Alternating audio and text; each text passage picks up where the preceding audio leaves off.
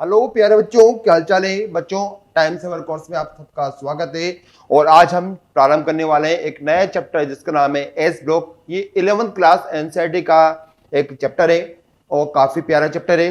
प्रश्न यहाँ से हमेशा बनते हैं, एक या दो प्रश्न जे मेंस में और एडवांस में कम से कम एक प्रश्न तो पूछा जाता है। ठीक है, एक से भी ज्यादा पूछ सकते हैं। तो आइए हम प्रारंभ करते हैं एक नई ऊर्जा के साथ, एक नई एनर्जी के साथ में एस ब्लॉक एलिमेंट। तो नोट कीजिए अपने कॉपी के अंदर हेडिंग एस ब्लॉक एलिमेंट।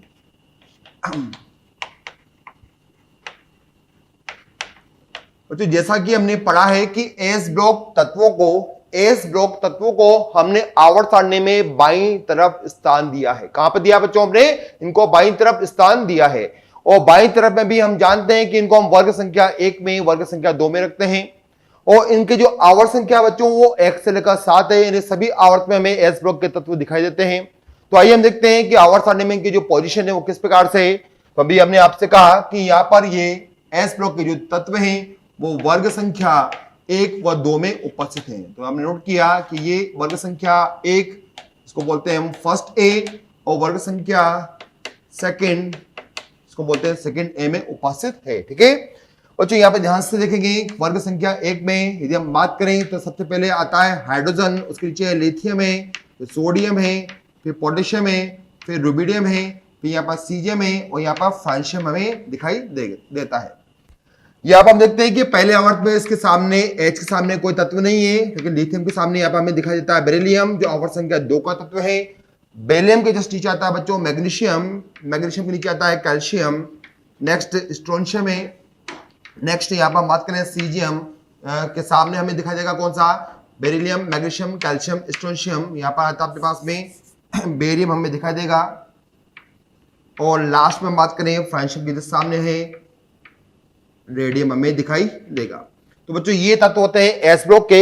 इनमें एक तत्व थोड़ा बाहर रहता है, इनके साथ नहीं रहता है, उसका नाम बच्चों हीलियम है। ठीक है, हीलियम भी एस ब्लॉक का ही तत्व माना जाता है। तो ध्यान से देखेंगे कि यहाँ पर 7 तत्व है, यहाँ पर 6 तत्व है, 7 + 6 + 1 हीलियम। बताइए कुल कितने तत्व हो चुके हैं एस ब्लॉक में? एस ब्लॉक में तत्व हो चुके हैं 7 7 14 ने 14 तत्व हमें यहाँ पर दिखाई देते हैं। याद रखिएगा कि हीलियम एस ब्लॉक का तत्व है, लेकिन गुणों के आधार पर हमने उसको पी ब्लॉक में शामिल किया है। उसके गुण एस ब्लॉक की तुलना में पी ब्लॉक से ज्यादा मिलते हैं, अक्रिय गैस से ज्यादा मिलते हैं, इसलिए उसको हमने वहां पर शिफ्ट कर दिया है। लेकिन वो वास्तव में एस ब्लॉक का ही तत्व है, क्योंकि उसके बाह्यतम विन्यास में अंतिम इलेक्ट्रॉन एस उपकोष में प्रवेश करता है, जैसे कि 1s2। ठीक है, तो बच्चों ये हमारे पास में एस ब्लॉक के तत्व है। इनको याद करने का तरीका आपको पता है, काफी पुराना तरीका है, हमने भी बचपन में ये पढ़ा है। हेली ना के रब से फरियाद, और यहाँ पर बेटा मांगे कार स्कूटर बाप राजी, इसे हम इनको याद कर सकते हैं। ठीक है बच्चों, यदि हम इनकी बात करें तो इनके सामान्य विन्यास की बात करते हैं तो इन सभी के सामान्य विन्यास होता है NS1। बाह्यतम कक्ष में एस उपकोष में आपको इनके एक इलेक्ट्रॉन दिखाई देगा, एक से ज्यादा कभी भी नहीं दिखाई देगा। वर्ग संख्या 1 है, इसलिए यहाँ पर एस में हमें एक इलेक्ट्रॉन दिखाई देता है। वर्ग संख्या हम 2 की बात करें तो वर्ग संख्या 2 में इन सभी तत्वों के बाह्यतम कक्ष में आपको दिखाई देंगे NH2 विन्यास दिखाई देगा। इसका मीनिंग हुआ कि एस उपकोष में आपको सभी के बाह्यतम कोष में आपको 2 इलेक्ट्रॉन दिखाई देंगे। अतः मुझे याद रखने का तरीका समझ में आ चुका है कि वर्ग संख्या 1 के तत्व हैं तो उनके बाह्यतम कक्ष में हमें 1 भरना है, और वर्ग संख्या 2 के तत्व हैं तो उनके बाह्यतम कक्ष में मुझे 2 इलेक्ट्रॉन प्रविष्ट करना होगा बाह्यतम कोष के अंदर। ओके, तो बच्चों अब हम ये भी जानते हैं कि फर्स्ट ए के जितने भी यहाँ पर धातु हैं, फर्स्ट ए के जितने भी यहाँ पर धातु हैं, इनको हम बोलते हैं क्षारीय धातु कहते हैं। क्या बोलते हैं? जिनको हम क्षारीय धातु कहते हैं। ठीक है, तो हम जानते हैं कि इन सभी को हम यहाँ पर क्षारीय धातु के नाम से जानते हैं। क्यों बोलते हैं बच्चों? यहाँ पर हम इनको इसलिए बोलते हैं, ये हो गया बच्चों क्षारीय धातु।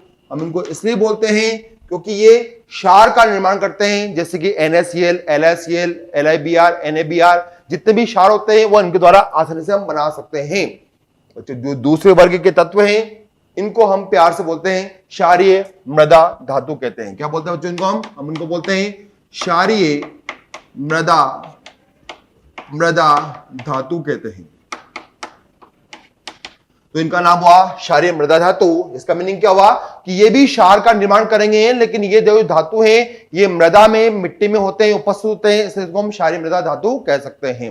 तो बच्चों हमारे सामने एस ब्लॉक के तत्व हैं और इस चैप्टर में हम यहाँ पर इनके भौतिक गुण, रासायनिक गुणों का अध्ययन करेंगे। साथ ही हम इनसे बनने वाले जो मुख्य मुख्य यौगिक हैं उनकी बात हम यहाँ पर करेंगे। तो आइए हम प्रारंभ करें, इनके गुणों के बारे में हम पढ़ना चाहते हैं। बच्चों काफी सारे गुण हम यहाँ पर पहले से पढ़ चुके हैं, आवर्त सारणी में हम पढ़ चुके हैं। जिससे हम बात करें इनके परमाणु त्रिज्या की बात करें तो एस ब्लॉक में हम देखते हैं कि ऊपर से जब नीचे आते हैं तो कोश का मान बढ़ता है और इनका आकार भी बढ़ता हुआ हमें दिखाई देगा। तो यहाँ पर हम देखते हैं कि इस वर्ग में सबसे बड़ा कौन है, फ्रांशियम है, और इस वर्ग में सबसे बड़ा कौन है बच्चों, रेडियम हमें दिखाई देगा। तो ये हुआ आकार के बारे में बात। बच्चों यदि हम बात करें आयनन ऊर्जा की, आयनन ऊर्जा का मीनिंग क्या हुआ कि मुझे बाह्यतम कक्ष से एक इलेक्ट्रॉन यहाँ पर निकालना है, एक इलेक्ट्रॉन त्याग करना है, तो मैं किस प्रकार से यहाँ पर ऊर्जा की बात करूंगा। ठीक है, तो देखिए यहाँ पर यहां से आकार बढ़ता है, वर्ग में ऊपर से नीचे आने पर आकार का मान बढ़ेगा, तो यहाँ पर आयनन ऊर्जा का मान क्या होगा बच्चों, धीरे धीरे कम होने लगेगा। तो ऊपर से नीचे आते हैं तो आयनन ऊर्जा का मान क्या होता है बच्चों, यहाँ पर हमें कम होता हुआ दिखाई देता है। तीसरी बात बच्चों यदि हम बात करें इनकी विद्युत ऋणता की, तो हम जानते हैं कि धातुओं की जो विद्युत ऋणता है वो आवर्त सारणी में हमें न्यूनतम दिखाई देती है, कम दिखाई देती है। तो एस ब्लॉक तत्वों की जो विद्युत ऋणता का मान है वो अन्य की तुलना में बहुत कम होता है। यदि हम वर्ग में बात कर सकते हैं तो वर्ग में देखिए यहाँ पर ऊपर से नीचे आने पर क्या होगा बच्चों, ऊपर से नीचे आने पर यहाँ पर हमें पता लगता है कि यहाँ पर विद्युत ऋणता का मान भी कम होता हुआ हमें दिखाई देता है, क्योंकि आकार बढ़ेगा तो बंद के इलेक्ट्रॉन को खींचने की जो क्षमता है वो भी यहाँ पर कम होती हुई हमें दिखाई देती है। तो ये हो गया अपने पास में इसकी तीसरी प्रॉपर्टी। फोर्थ प्रॉपर्टी बात है बच्चों, हम बात करें इसकी इलेक्ट्रॉन बंधुता की, इलेक्ट्रॉन ग्रहण करने की क्षमता पर। जैसा कि हम जानते हैं कि ये सब धातु हैं और धातु कभी भी इलेक्ट्रॉन को ग्रहण करने की क्षमता प्रदर्शित नहीं करते हैं, ये त्यागने की क्षमता प्रदर्शित करते हैं। अतः हम बोल सकते हैं कि इन तत्वों की, इन धातुओं की इलेक्ट्रॉन बंधुता का मान बहुत कम होता है, न्यूनतम होता है। ठीक है, क्या होता है बच्चों, काफी न्यूनतम होता है। ठीक है, तो यहां पे ध्यान रखना हमें कि इनके बंधुता का मान, इलेक्ट्रॉन बंधुता का मान काफी कम होता है, न्यूनतम होता है। ठीक है, तो ये हमने कुछ प्रॉपर्टी वहां पर अपने आवर्त सारणी के अंदर पढ़ ली थी। अब हम ऐसी प्रॉपर्टी देखते हैं जो अभी हमने यहाँ पर डिस्कशन में नहीं पढ़ा है। बच्चों हम आपको बताएं कि यहां पर hydrogen, lithium, sodium, potassium, rubidium, caesium ये सब धातु होते हैं, सामान्य धातु होते हैं। लेकिन यहाँ पर जो फ्रांशियम है और इस वर्ग में जो रेडियम है, ये दोनों यहाँ पे क्या होते हैं, ये होते हैं बच्चों रेडियो एक्टिव तत्व होते हैं। ये अपने अंदर से ऊर्जा का निष्कासन करते हैं और अपने आप को ये क्या करते हैं बच्चों, क्षय करते रहते हैं या अपना विघटन करते रहते हैं। तो ध्यान रखेंगे कि क्या होते हैं बच्चों, रेडियो एक्टिव तत्व होते हैं। नेक्स्ट पे बात है बच्चों, हम यहाँ पर गुणों की बात कर रहे थे। यदि हम गुणों की बात करें तो गुणों में हम आगे पहुंचते हैं, हम बात करते हैं यहाँ पर घनत्व की या डेंसिटी की। ठीक है, घनत्व की हम बात करें या डेंसिटी की बात करते हैं। बच्चों देखा जाता है कि जब हम वर्ग में ऊपर से नीचे आते हैं तो परमाणु का जो द्रव्यमान है, एटॉमिक जो मास है वो बढ़ने लगता है। बच्चों यदि एटॉमिक मास बढ़ेगा तो वहां पर परमाणु का जो घनत्व है वो भी क्या होता है बच्चों, बढ़ने लगता है। तो एस ब्लॉक में हम देखते हैं कि सामान्यतः जब हम वर्ग में ऊपर से नीचे आते हैं तो इनके घनत्व का मान हमें बढ़ता हुआ दिखाई देता है। बस हमें एक जगह पर थोड़ी सी प्रॉब्लम आती है, वो क्या प्रॉब्लम है, देखिए यहाँ पर ध्यान से कि यहाँ हम बात कर रहे हैं सामान्य गुणों का, तो घनत्व में हमने बोला है कि ऊपर से नीचे आते हैं तो घनत्व का मान बढ़ना चाहिए क्योंकि परमाणु का भार बढ़ता है। लेकिन यहाँ पर हमने जो दो जगह आपको बताई है, यहाँ पर घनत्व क्या होता है बच्चों, घनत्व में थोड़ा सा हमें परिवर्तन दिखाई देता है। घनत्व बढ़ने के स्थान पर यहाँ पर धीरे धीरे कम होने लगता है। कहने का मीनिंग हुआ कि यदि मैं इनको घनत्व के क्रम में व्यवस्थित करूं तो मुझे किस प्रकार से दिखाई देते हैं, ये कुछ हमें इस प्रकार से दिखाई देंगे कि यहां पर हम देखते हैं कि यहां पर सोडियम और पोटेशियम का जो घनत्व है वो हमें परिवर्तित होता हुआ दिखाई देगा। यहां पर हम देखते हैं फर्स्ट वर्ग के अंदर लिथियम के पहले के बाद में आता है सोडियम, लेकिन हमने लिखा है पोटेशियम, तो सोडियम नेक्स्ट आता है बच्चों क्या हो चुका है, लिथियम, सोडियम, पोटेशियम, रुबिडियम और सीजियम। हमें क्रम कुछ इस प्रकार से दिखाई देता है। आपने देखा कि यहां पर सोडियम पोटेशियम का जो क्रम है वो हमें थोड़ा परिवर्तित करना पड़ा। ठीक है, हम बात करें दूसरे वर्ग के अंदर, तो दूसरे वर्ग में ध्यान से देखेगा कि यहाँ पर हम देखते हैं कि यहाँ पर कैल्शियम का घनत्व क्या होता है बच्चों, थोड़ा कम हो जाता है। मैग्नीशियम का घनत्व यहाँ पर हमें थोड़ा सा ज्यादा प्राप्त होता है। तो देखिए यहाँ पर कैल्शियम पहले स्थान पर प्राप्त करते हैं हम। उसके बाद में आता है बच्चों मैग्नीशियम, मैग्नीशियम के बाद घनत्व बढ़ता रहता है। यहाँ पे आता है फिर स्ट्रोंशियम, नेक्स्ट आता है बच्चों अपने पास में बेरियम। तो हमें घनत्व का क्रम हमें द्वितीयक वर्ग में कुछ इस प्रकार से दिखाई देगा। ओके, नेक्स्ट हम देखते हैं घनत्व के बाद में यहां पर अब हमारे मन में प्रश्न आया कि सर आपने यहां पर इनका क्रम परिवर्तित क्यों कर दिया, इनमें ऐसा क्या हुआ कि ऊपर वाला तत्व का जो घनत्व जो कम होना चाहिए था वो ज्यादा हो रहा है, क्योंकि नीचे वाले का घनत्व ज्यादा होना चाहिए था वो यहां पर हमें कम दिखाई दे रहा है। तो इसका एक बच्चों सामान्य सा कारण है, आप सुनेंगे तो आपको समझ में आ जाएगा। देखिए यहां पर बच्चों यहां पर देखते हैं कि सोडियम और पोटेशियम की बात कर रहे हैं, ठीक है बच्चों। यहां पर हम देखते हैं कि सोडियम का जो बाह्यतम कक्ष का विन्यास है वो होता है कितना, वो होता है अपने पास में 3 कितना होता है भाई 3s1, ठीक है कितना होता है 3s1 होता है बाह्यतम कक्ष का विन्यास। यदि मैं यहां पर बात करूं तो यहां पे क्या होगा बच्चों, यहां पर होता है अपने पास में, यहां पर होता है 4s1, कितना हुआ बच्चों यहां पर 4s1। आप चाहे तो उसका पूरा विन्यास भी रख सकते हैं, आपको तो उसका पूरा विन्यास रख सकते हैं यहाँ पर 1s2 2s2 2p6 और कितना हुआ 3s1।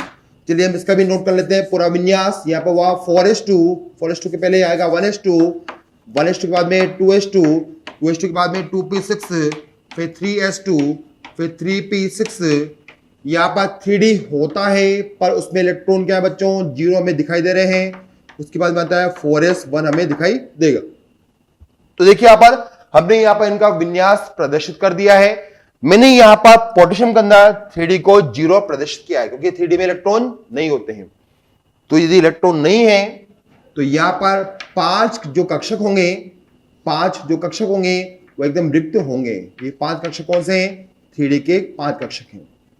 तो आप देखिए ध्यान से कि यहां पर 3p6 और 4s1 के बीच में 3d के 5 कक्षक हमें यहां पर रिक्त दिखाई देते हैं। यदि रिक्त कक्षक हैं तो वो परमाणु का क्या करेंगे बच्चों, आयतन बढ़ा देते हैं। परमाणु को क्या करेंगे, ये आयतन को बढ़ा देते हैं। तो हमने नोट किया कि ये रिक्त कक्षक क्या करते हैं, ये आयतन बढ़ाते हैं, वॉल्यूम बढ़ा देते हैं। और जैसा कि हम पढ़ते आ रहे हैं, हमने फिजिक्स में पढ़ा है कि आयतन बढ़ेगा तो वहां पर घनत्व का मान क्या होगा, कम हो जाएगा, ठीक है। तो यहां पर आयतन बढ़ा और इस वजह से क्या हुआ, घनत्व का मान क्या हुआ बच्चों, वो कम हमें प्राप्त हुआ। यही कारण है बच्चों, यही कारण क्या है, यही कारण है यहां पर कि घनत्व का मान हमें कम दिखाई देता है। नेक्स्ट नंबर का बच्चों हम देखते हैं कि यहां पर इसी प्रकार का जो प्रॉब्लम आती है वो कैल्शियम मैग्नीशियम में भी आती है।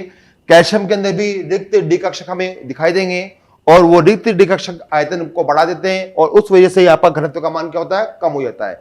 इस वजह से बच्चों हमें यहां पर सोडियम पोटेशियम की बात करें तो सोडियम का जो घनत्व है वो पोटेशियम की तुलना में हमें अधिक दिखाई देता है, ठीक है। तो हमने यहां पर देखा कि घनत्व का मान किस प्रकार से यहां पर परिवर्तित होता हुआ हमें दिखाई दे रहा है। चलिए हम आगे बढ़े प्रॉपर्टी के अंदर। तो नेक्स्ट नंबर की प्रॉपर्टी हम डिस्कशन करते हैं बच्चों। हम आपको एक बात और बता दें कि एस ब्लॉक के तत्व काफी सॉफ्ट होते हैं, मुलायम होते हैं। इनको आप चाकू की सहायता से भी काट सकते हैं। तो बताइए कि एस ब्लॉक के जो तत्व होते हैं वो मुलायम क्यों होते हैं, सॉफ्ट क्यों होते हैं। तो हम ये बोल सकते हैं कि एस ब्लॉक के जो तत्व हैं उनके बाह्यतम कक्ष में आपको 1 या फिर 2 इलेक्ट्रॉन दिखाई देंगे, या तो 1 होंगे S1 या फिर होगा कितना S2 होगा। तो भाई बंध बनाने के लिए इलेक्ट्रॉन काफी कम है, या तो 1 इलेक्ट्रॉन है या फिर 2 इलेक्ट्रॉन है। प्रथम वर्ग वालों में 1 है, दूसरे वर्ग वालों में 2 है। और इन तत्वों का जो आकार है वो काफी बड़ा है, अतः आकार भी बड़ा है और बंध बनाने के लिए इलेक्ट्रॉन भी कम है। अतः यहां पर धातुक बंध क्या होगा बच्चों, दुर्बल बनेगा, बहुत वीक बनेगा। और इस वजह से क्या होता है, इस वजह से ये मुलायम होते हैं और सॉफ्ट होते हैं, ठीक है। ये अब हम देखते हैं कि जो सीजियम हमारे पास में है वो काफी बड़ा है और उसके पास मात्र 1 इलेक्ट्रॉन है बाह्यतम कक्ष में बंध बनाने के लिए। तो सीजियम यहां पर सबसे मुलायम तत्व में शामिल किया जाता है। नेक्स्ट नंबर के गुण पे आते हैं बच्चों। नेक्स्ट नंबर का जो गुण है जो मुख्य रूप से हम पढ़ते हैं, जिस पर हमें ध्यान देना है, वो है ज्वाला परीक्षण। क्या है बच्चों यहां पर, ज्वाला परीक्षण।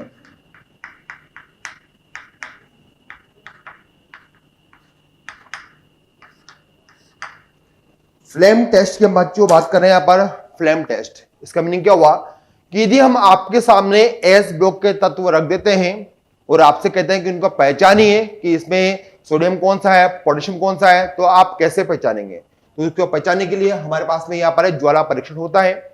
ज्वाला परीक्षण बच्चों में क्या करना होता है, हमें यहां पर फ्लेम जो ज्वाला है उसमें एस ब्लॉक तत्वों को जलाना होता है, ठीक है। जब हम एस ब्लॉक तत्वों को जलाते हैं तो वो विभिन्न रंग में अपने आप को जलाते हैं वहां से अलग अलग कलर की ज्वाला निकलती है, अलग अलग रंग की ज्वाला निकलती है, और हम उस कलर को देखकर पहचान लेते हैं, उस कलर को देखकर पहचान लेते हैं कि वो कौन सा धातु होगा एस ब्लॉक का। ठीक है, तो भाई ज्वाला परीक्षण एस ब्लॉक के तत्व क्यों देते हैं, इसका कारण क्या है कि भाई एस ब्लॉक के तत्व को जब हम गर्म करते हैं, जब उसको हम ऊर्जा देते हैं, तो अपने इलेक्ट्रॉन का क्या करते हैं बच्चों, निष्कासन करते हैं, वो निकालने लगते हैं।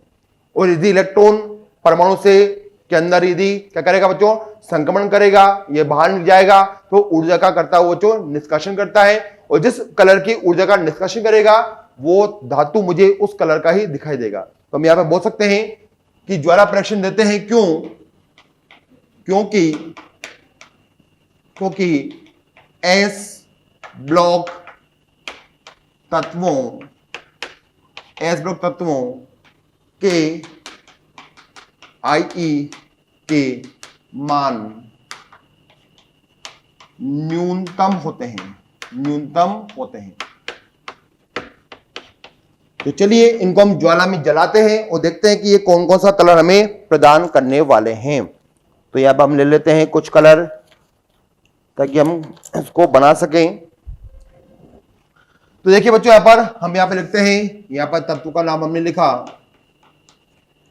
और यहां पर लिखा हमने, जब उसको हम जलाते हैं तो ज्वाला का रंग क्या होगा, ज्वाला का रंग। यदि आपने बच्चों यहां पर जलाया है किसको, लिथियम को, किसको जलाया आपने, यदि आप यहां पर लिथियम को जलाते हैं तो जो लिथियम है ये ज्वाला को लाल रंग प्रदान करता है, जिसको बोलते हैं हम कौन सा, क्रिम्सन रेड कहते हैं। क्या बोलते हैं बच्चों उसको हम, क्रिम्सन रेड। क्रिम्सन रेड का मीनिंग क्या हुआ, तीखा लाल। ठीक है, तीखा लाल मतलब मैं मसालों की बात नहीं कर रहा हूं, एकदम जो तीखा सुर्ख लाल होता है वैसा मुझे यहां पर इसको जलता हुआ दिखाई ये देगा। बच्चों हम नेक्स्ट में बात करें, सोडियम को यदि हमने जलाया तो सोडियम की जो ज्वाला का कलर होगा वो क्या होगा बच्चों, वो होगा येलो। ठीक है, तो यह हमें दिखाई देगा गोल्डन येलो कलर हमें इसका दिखाई देगा। बच्चों ये दिखाई देता मुझे गोल्डन कलर का, ये हमें दिखाई दे रहा है। नेक्स्ट में बात है, यदि हमने पोटेशियम को गर्म किया तो मुझे ये दिखाई देता है कौन सा, ये मुझे दिखाई देगा बच्चों बैंगनी रंग का दिखाई देगा। ठीक है, मतलब वायलेट कलर का दिखाई देगा, बैंगनी रंग का ये हमें दिखाई देता है। तो हमने नोट किया कि जब हम पोटेशियम को जलाते हैं तो मुझे ये वायलेट मतलब बैंगनी रंग का हमें दिखाई देता है। नेक्स्ट नंबर पर आते हैं, इसके बाद आता है कौन सा, रुबिडियम Rb, और फिर आता है सीजियम। तो यदि हमने रुबिडियम को जलाया तो मुझे दिखाई देगा कौन सा, लाल बैंगनी कलर का दिखाई देगा। तो इसको हम बना सकते हैं कुछ इस प्रकार से, ये थोड़ा सा लाल भी होगा और उसमें हल्का सा बैंगनी रंग भी हमें मिक्स होता हुआ दिखाई देता है। तो ये रेड और रेड कलर का है। नेक्स्ट में आते हैं, नेक्स्ट में पर हम यदि हम बात करें तो यदि हम सीएम को जलाते हैं तो ये मुझे ब्लू कलर का दिखाई देगा। ठीक है, तो इसको आप इस प्रकार से नोट कर सकते हैं।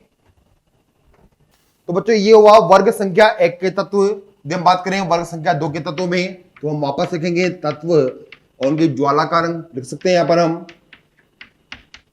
ज्वाला का रंग, चलिए यहां पर हम देखते हैं कि हमारे पास में जो तत्व है वो है बेरिलियम है, मैग्नीशियम है, कैल्शियम है, स्ट्रोंशियम है, बेरियम है। ठीक है, इनको हम जलाते हैं ज्वाला के अंदर तो हमें ज्वाला का रंग कौन सा प्रदान होगा। बच्चों यदि मैं बेरिलियम और मैग्नीशियम को जलाता हूं तो ज्वाला को कोई भी रंग प्रदान नहीं होगा। ठीक है, मतलब बेरिलियम और मैग्नीशियम ज्वाला को कोई रंग नहीं देते हैं। अतः हम बोल सकते हैं कि ये दोनों धातु ऐसे हैं जो ज्वाला परीक्षण नहीं देते हैं।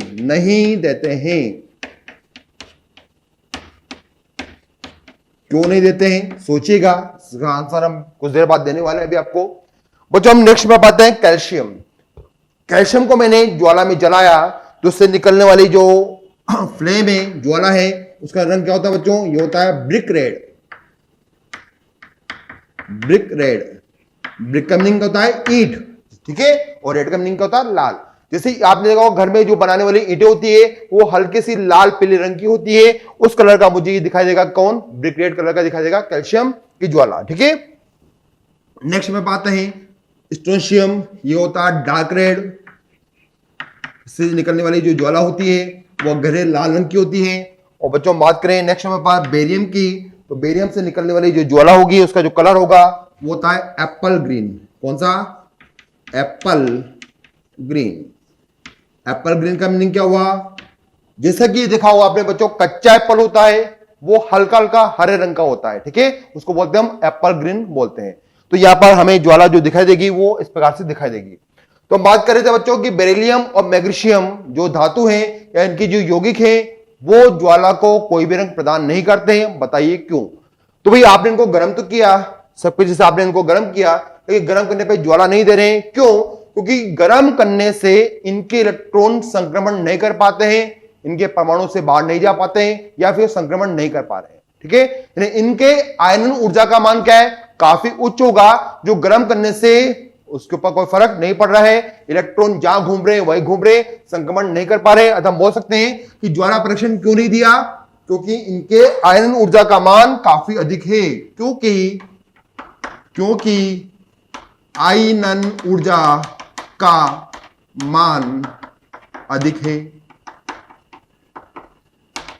ओके, तो यह हो गया इसका कारण। ध्यान रखेंगे, बेरिलियम और मैग्नीशियम के यौगिक या धातु ज्वाला परीक्षण हमें कभी भी नहीं देते हैं। आगे चलते हैं।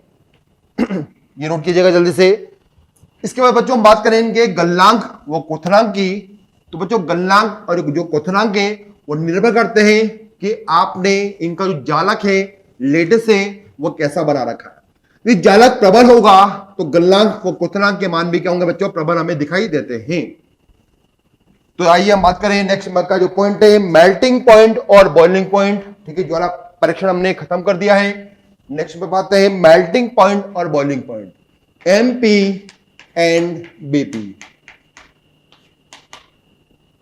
जो छोटा है उसका जालक प्रबल होगा, उसका लेटिस क्या होगा बच्चों? प्रबल होगा।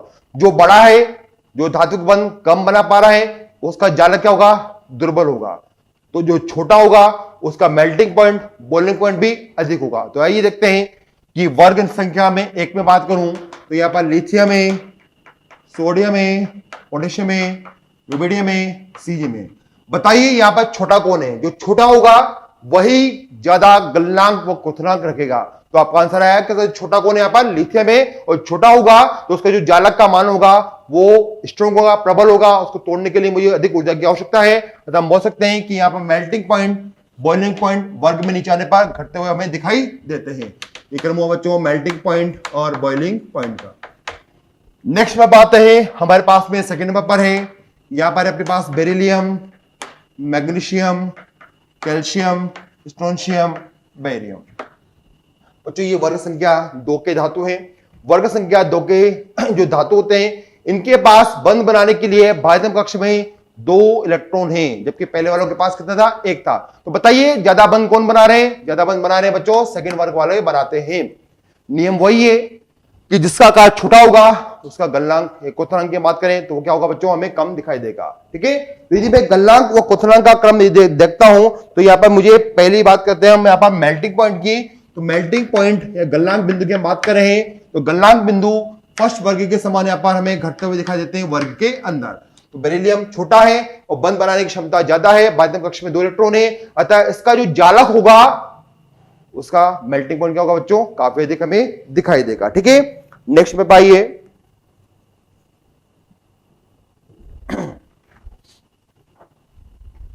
तो ये आपने बताया बच्चों आपको मेल्टिंग पॉइंट का ऑर्डर। यदि मैं बॉइलिंग पॉइंट की बात करूं तो बॉइलिंग पॉइंट का मीनिंग क्या हुआ? क्वथनांक बिंदु। मुझे इनको द्रव अवस्था में लाकर मुझे क्या करना होगा? इनको गर्म करना होगा। ठीक है, तो बच्चों जब मैं इनको द्रव अवस्था में लाकर गर्म करता हूं तो इनके जो जालक है, उसकी संरचना है, उसमें थोड़ा परिवर्तन आ जाता है और इस वजह से इनके बॉइलिंग पॉइंट का जो क्रम होगा वो हमें इस प्रकार से दिखाई देगा कि सबसे अधिक यहां पर मुझे दिखाई दे रहा है बेरिलियम का, उसके बाद नंबर आता है बेरियम का, उसके बाद नंबर आता है बच्चों किसका? कैल्शियम का, उसके बाद नंबर है स्ट्रोंशियम का, उसके बाद में यहां पर किसका आएगा बच्चों? मैग्नीशियम का। ठीक है, तो भाई द्रव अवस्था है, द्रव अवस्था में थोड़ा जालक तो डिस्टर्ब होता ही है और जालक जितना डिस्टर्ब होगा उस हिसाब से मुझे यहां पर इसके क्रम दिखाई देंगे। ठीक है, तो ये हुआ बच्चों मेल्टिंग पॉइंट बॉइलिंग पॉइंट का क्रम हमने बता दिया है। यदि हम दूसरी बात करें, दूसरे गुण की बात करें, तो हम देखते हैं यहां पास की कंडक्टिविटी की बात करें हम। कंडक्टिविटी जिसको हम बोलते हैं चालकता। और जो किसी भी परमाणु की या यौगिक की जो चालकता है वो निर्भर करती है कि उसके पास कितने लूज इलेक्ट्रॉन है। लूज इलेक्ट्रॉन का मीनिंग क्या हुआ कि ऐसे इलेक्ट्रॉन जो आसानी से संक्रमण कर सकते हैं, उन पर निर्भर करता है चालकता। यदि मैं फर्स्ट वर्ग की बात करूं तो फर्स्ट वर्ग के धातु के पास में बाह्यतम कक्ष में एक इलेक्ट्रॉन है जो थोड़ा न्यूक्लियस से दूर होता है, अतः वह आसानी से संक्रमण कर सकता है। इनके पास में मुक्त इलेक्ट्रॉन हमें दिखेंगे कितने, एक। वर्ग संख्या 2 की हम बात करें तो उनके पास में बाह्यतम कक्ष में 2 इलेक्ट्रॉन है जो नाभिक से थोड़ा लूजली क्या होते हैं, बंधित होते हैं, ठीक है, थोड़ा कमजोर बंधित होते हैं। अतः हम बोल सकते हैं कि यहां पर फर्स्ट ए की तुलना में सेकंड ए वर्ग की जो चालकता है वो अधिक हमें दिखाई देती है। हमने नोट किया कि फर्स्ट ए वर्ग में जो फ्री इलेक्ट्रॉन है, ठीक है, फ्री इलेक्ट्रॉन है वो कितने हैं, मात्र एक है। जबकि सेकंड ए वर्ग में हमें दिखाई देते हैं 2 इलेक्ट्रॉन, और इसलिए हम बोल सकते हैं जो चालकता का मान होगा वो सेकंड ए वर्ग में हमें ज्यादा दिखाई देता है। ठीक है बच्चों, नेक्स्ट नंबर का गुण की हम बात करें यहाँ पर। नेक्स्ट नंबर का जो गुण है उसके हम देखते हैं यहाँ पर फोटो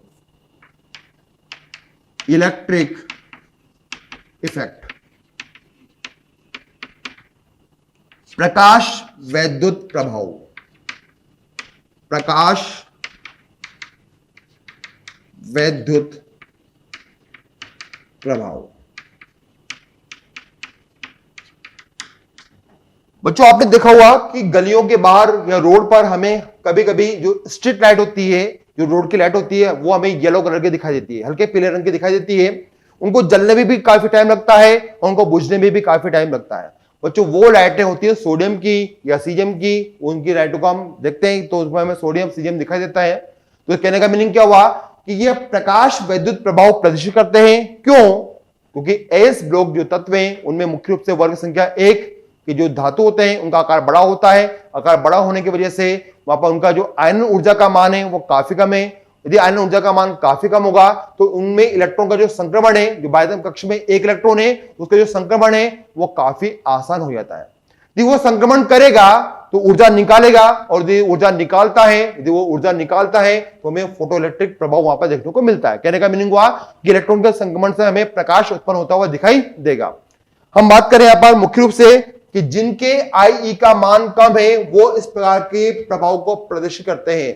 जैसे हम देख सकते हैं कि फर्स्ट ए वर्ग में हमें दिखाई देता है एक इलेक्ट्रॉन, और यहां पर हमें दिखाई देता है वो भी कहां पर है बच्चों, ये होता है NS1 में। और जो सेकंड ए वर्ग के धातु हैं उनमें इलेक्ट्रॉन का होता है NS2 के अंदर। तो आप ध्यान से देखिएगा कि यहां पर एक इलेक्ट्रॉन है, एक इलेक्ट्रॉन का संक्रमण आसानी से हो जाता है, अतः इनके आयन ऊर्जा का मान कम है। लेकिन यहां पर एस कक्षक पूरा भरा हुआ है, पूर्ण रूप से भरा हुआ है, ये पूर्ण स्थायी कक्षक है, अतः इनके आई का मान काफी ज्यादा है, और काफी ज्यादा होगा तो इनके इलेक्ट्रॉन संक्रमण नहीं कर पाएंगे। अतः हम बोल सकते हैं कि सेकंड ए वर्ग के जो धातु होते हैं वो यह प्रभाव प्रदर्शित नहीं करते हैं। ठीक है, हमने बोला कि इनके IE का मान उच्च है। ठीक है, अतः यह फोटो इलेक्ट्रिक इफेक्ट प्रदर्शित नहीं करते हैं, नहीं करते हैं। ठीक है, और जो फर्स्ट ए के जो धातु हैं इनका आकार भी बड़ा है और इनके आई का मान कम है, अतः ये क्या करेंगे बच्चों, ये आसानी से फोटो इलेक्ट्रिक प्रभाव को उत्पन्न कर सकते हैं। तो हमने नोट किया यह फोटो इलेक्ट्रिक इफेक्ट प्रदर्शित करते हैं।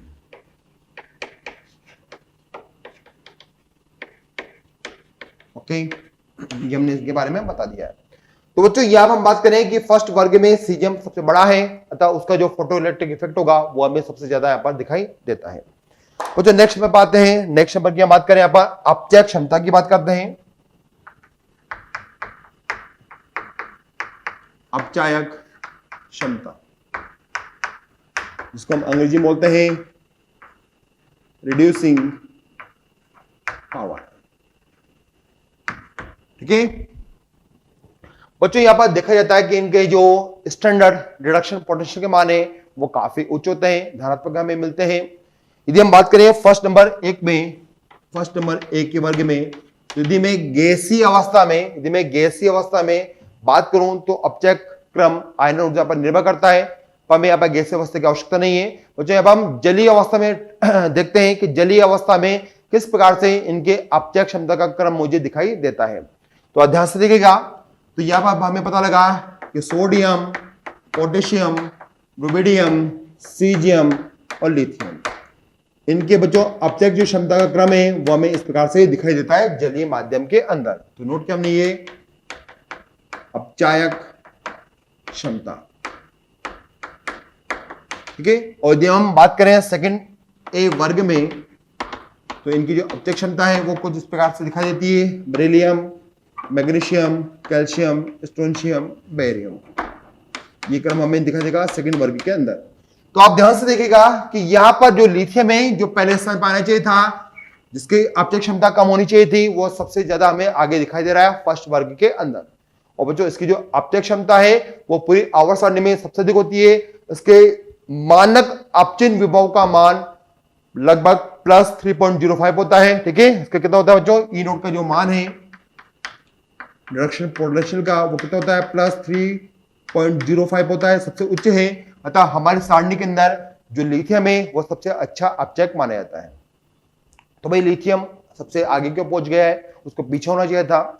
इसका बच्चों एक कारण है कि जो लिथियम है वो जलीय माध्यम में, जो लिथियम आयन होता है वो जलीय माध्यम में सबसे अधिक जल योजन ऊर्जा का निष्कासन करता है। ठीक है, तो यहां पर हम बात करेंगे कि यहां पर जो लिथियम सबसे आगे हमने नोट किया है, इसका कारण क्या है कि लिथियम आयन की जल योजन ऊर्जा सर्वाधिक होती है, और जिसकी सर्वाधिक आयनन ऊर्जा है, सॉरी जलीय ऊर्जा है, तो ये सबसे अधिक अपचय क्षमता रखेगा। तो ध्यान रखिएगा, जिसकी भी हाइड्रेशन एनर्जी ज्यादा है, जलीय ऊर्जा का मान ज्यादा है, वो सबसे अधिक अपचय हमें दिखाई देता है। और ये लिथियम आयन सबसे छोटा होता है, आकार में छोटा होता है, तो जल से अधिक बंध बनाता है। जल से अधिक बंध बनाएगा तो जल यूरियन ऊर्जा का मान सबसे अधिक हमें यहाँ पर दिखाई देगा, इसलिए अच्छा अपचय यहाँ पर बन जाता है। ठीक है, तो अपचय जो क्षमता होती है बच्चों, ऐसा नहीं है कि हाइड्रेशन ऊर्जा पर निर्भर करती हो, जल यूरियन ऊर्जा पर निर्भर करती हो। ये तीन प्रकार की ऊर्जा पर निर्भर करती है। कौन कौन सी, ऊर्ध्वपातन ऊर्जा नंबर 1, नंबर 2 पर कौन सी, आयनन ऊर्जा, और नंबर 3 कौन सी बोली हमने, जल यूरियन ऊर्जा। ठीक है, तीनों ऊर्जाओं के जो मान होते हैं, जिस तत्व के लिए न्यूनतम आती है इसकी राशि मिलती है मुझे, इसका मान जहां पर न्यूनतम मिलता है वो बनता है सबसे बेस्ट अपचय। क्या बनता है बच्चों, अणु बन जाता है या परमाणु बन जाता है। ठीक है, आगे हम चले बच्चों, ये वो अपचय क्षमता का क्रम। अब हम देखते हैं नेक्स्ट नंबर पर संकुल क्षमता। ठीक है, संकुल क्षमता,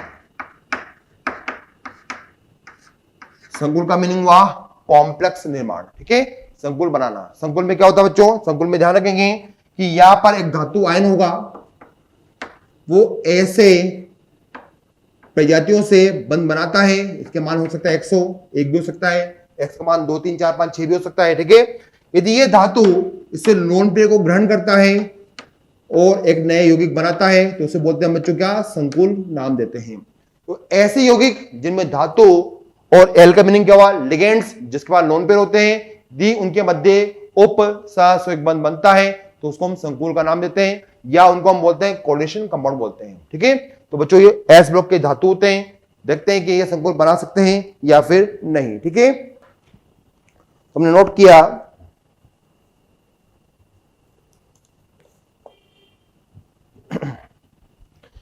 कि भाई एस ब्लॉक के जो धातु हैं वो संकुल क्यों बनाते हैं। ठीक है, तो इसके लिए क्या आवश्यकता है बच्चों, यहां पर हम देखते हैं संकुल बनाने की शर्तें। ठीक है, संकुल बनाने की शर्तें क्या क्या होती है? नंबर एक, यदि आपको इस प्रकार का बंध बनाना है तो आपको वहां पर परमाणु का आकार छोटा रखना होगा। ठीक है, तो नोट किया हमने, आकार कैसा होना चाहिए? आकार होना चाहिए छोटा छोटा। जो छोटा होगा वही इस प्रकार का बंध बना पाएगा, इस प्रकार का यौगिक बना पाएगा। दूसरा, इस प्रकार का बंध बनाने के लिए, ये यौगिक बनाने के लिए हम देखते हैं कि वहां पर परमाणु का जो जेड इफेक्ट है, प्रभावी नाप की आकर्षण बल, उसका मान क्या होगा बच्चों? वो होगा ज्यादा। ठीक है, यानी क्या होना चाहिए? अधिक होना चाहिए। नेक्स्ट में बात है नंबर 3 की बात करें। यहां पर नंबर 3 पर आते हैं बच्चों। जो धातु इस प्रकार का बंध बनाता है उसके पास लोन पेयर को ग्रहण करने के लिए, लोन पेयर को ग्रहण करने के लिए क्या होना चाहिए? लोन पेयर को ग्रहण करने के लिए उसके पास रिक्त कक्षक भी होने चाहिए। यदि रिक्त कक्षक नहीं होंगे तो वो कभी भी इस प्रकार की यौगिक नहीं बना पाएगा। तो तीसरी कंडीशन क्या है? रिक्त कक्षक होना चाहिए। ठीक है, तो यहां पर 3 कंडीशन ऐसी होती है जिसकी वजह से एस ब्लॉक के जो तत्व हैं वो यहां पर संकुल बना सकते हैं। देखते हैं कि कौन कौन से ऐसे तत्व हैं, यहां पर धातु हैं जो इस प्रकार का संकुल बनाते हैं। तो हमने नोट किया फर्स्ट वर्ग के अंदर, तो यदि हम फर्स्ट वर्ग की बात करें तो lithium, sodium, potassium, rubidium, caesium. बताइए इनमें छोटा कौन है? ठीक है, तो आपका आंसर होगा सर इनमें जो छोटा है वो लिथियम है। यदि मैं इनको प्लस भी बना देता हूं तो यहां पर सबसे छोटा कौन दिखाई देगा मुझे? लिथियम दिखाई देगा। और लिथियम ही बच्चों इस वर्ग के अंदर संकुल बना सकता है, बाकी कोई भी संकुल निर्माण नहीं कर पाएंगे, बाकी कोई भी आपस संकुल का निर्माण नहीं कर पाएंगे। ओके बच्चों, हम आगे देखें वर्ग संख्या 2 में, तो बेरिलियम है, मैग्नीशियम है, कैल्शियम है, स्ट्रोंशियम है, बेरियम है। ये नोट करने +2 +2 +2 +2 +2। बच्चों यहां पर हम देखते हैं कि जो सबसे छोटा है जिसका जेड इफेक्ट ज्यादा है वो कौन होता है? बेरिलियम प्लस होता है। अतः वर्ग संख्या 2 में संकुल बनाने की क्षमता का जो क्रम होगा वो हमें कुछ इस प्रकार से दिखाई देता है। ठीक है, तो यहां पर हमने देखा कि यहां पर लिथियम बनाता है, यहां पर सभी बना सकते हैं, संकुल का निर्माण कर सकते हैं, लेकिन क्रम क्या होगा बच्चों? बेरिलियम का सबसे अधिक होगा। बेरिलियम अधिकांश क्या करता है? संकुल निर्माण आसानी से कर सकता है। ठीक है, जैसे हम बात करें यहां पर बेरिलियम का संकुल, मुझे याद आ रहा है, यदि हम देखते हैं बेरिलियम का संकुल तो BeF2 एक यौगिक है और अभी बेरिलियम के पास में रिक्त कक्षक खाली है। यदि मैं इसको 2 फ्लोरीन और देता हूं तो यह हो जाते हैं कितने? यह हो जाते हैं 4 हो जाते हैं। जब ये 2F- से रिएक्शन करता है तो यह बनता है संकुल कौन सा? BeF4 2- बन जाता है। तो यह हो गया बेरिलियम का संकुल। ऐसे मैग्नीशियम भी संकुल बना सकता है आसानी से। तो बच्चों ये हुआ संकुल बनाने की क्षमता का क्रम हमने यहाँ पर देखा।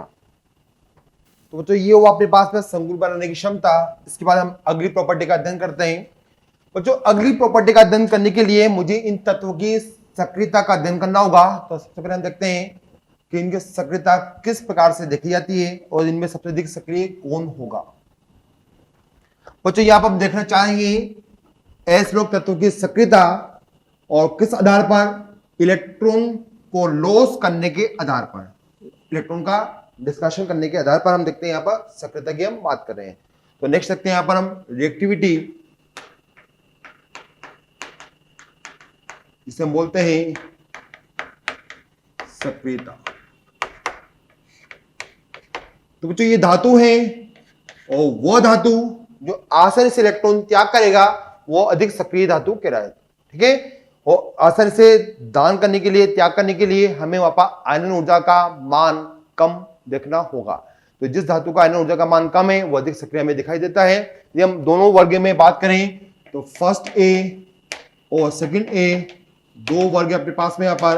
तो बताइए कौन से वर्ग के तत्वों के आयनन ऊर्जा के मान यहां पर कम होते हैं?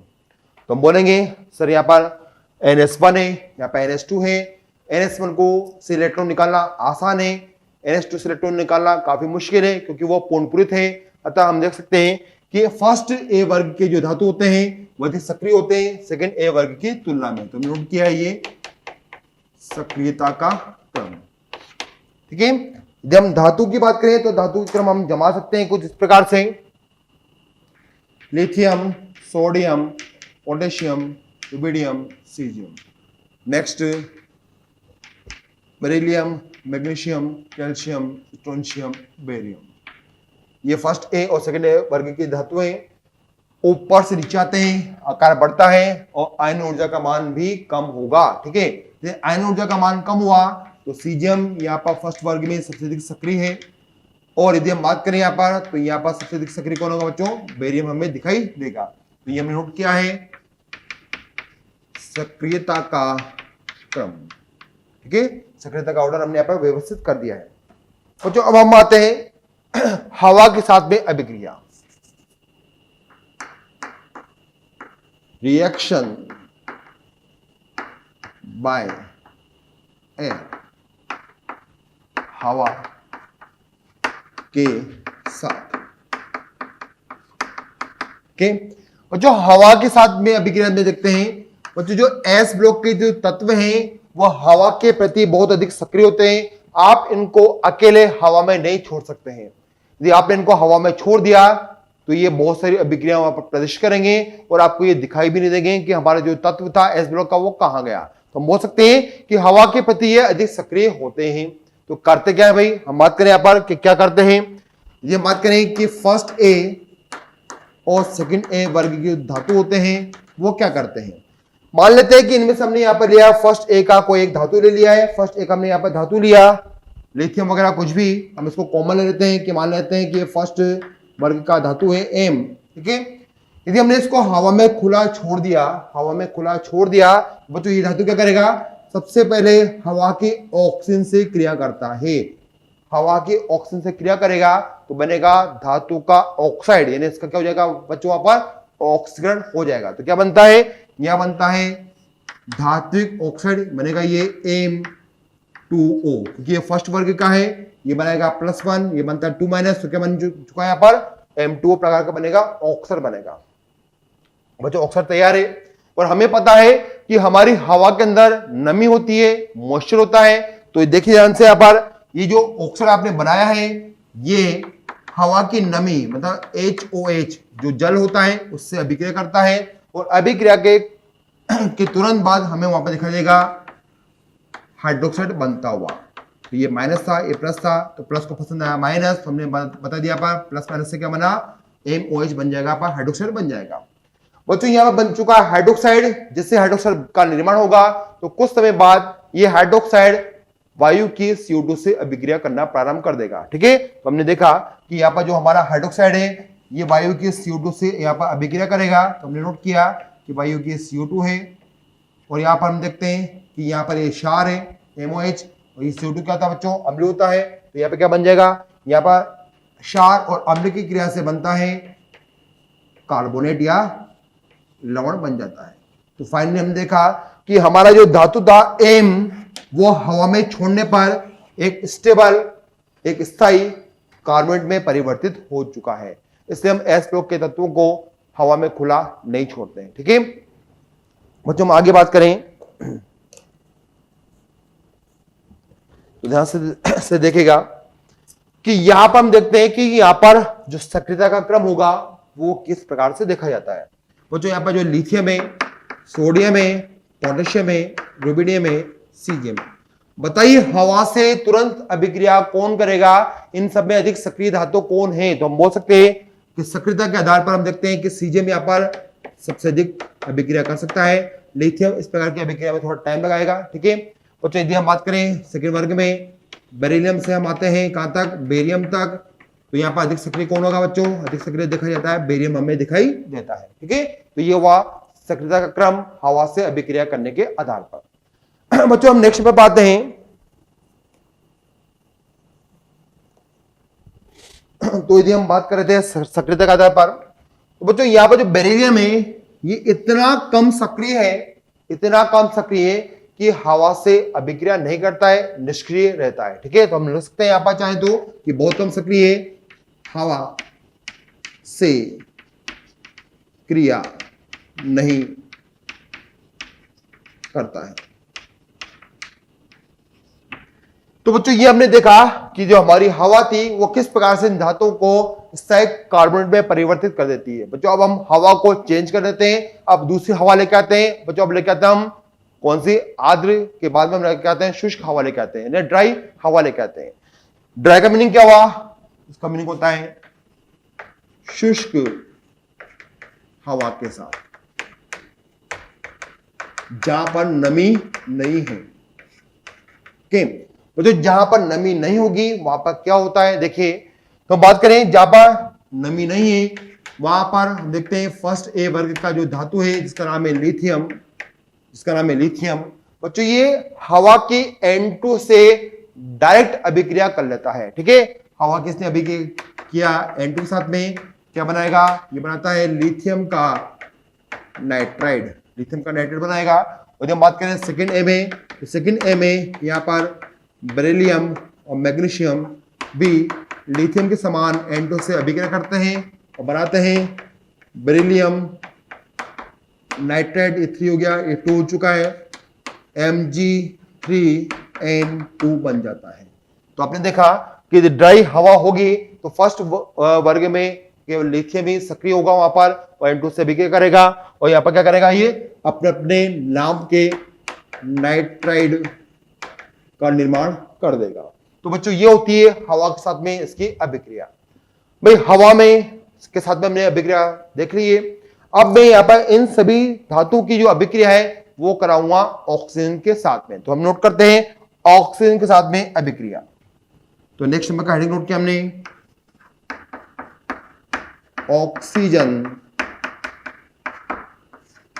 के साथ।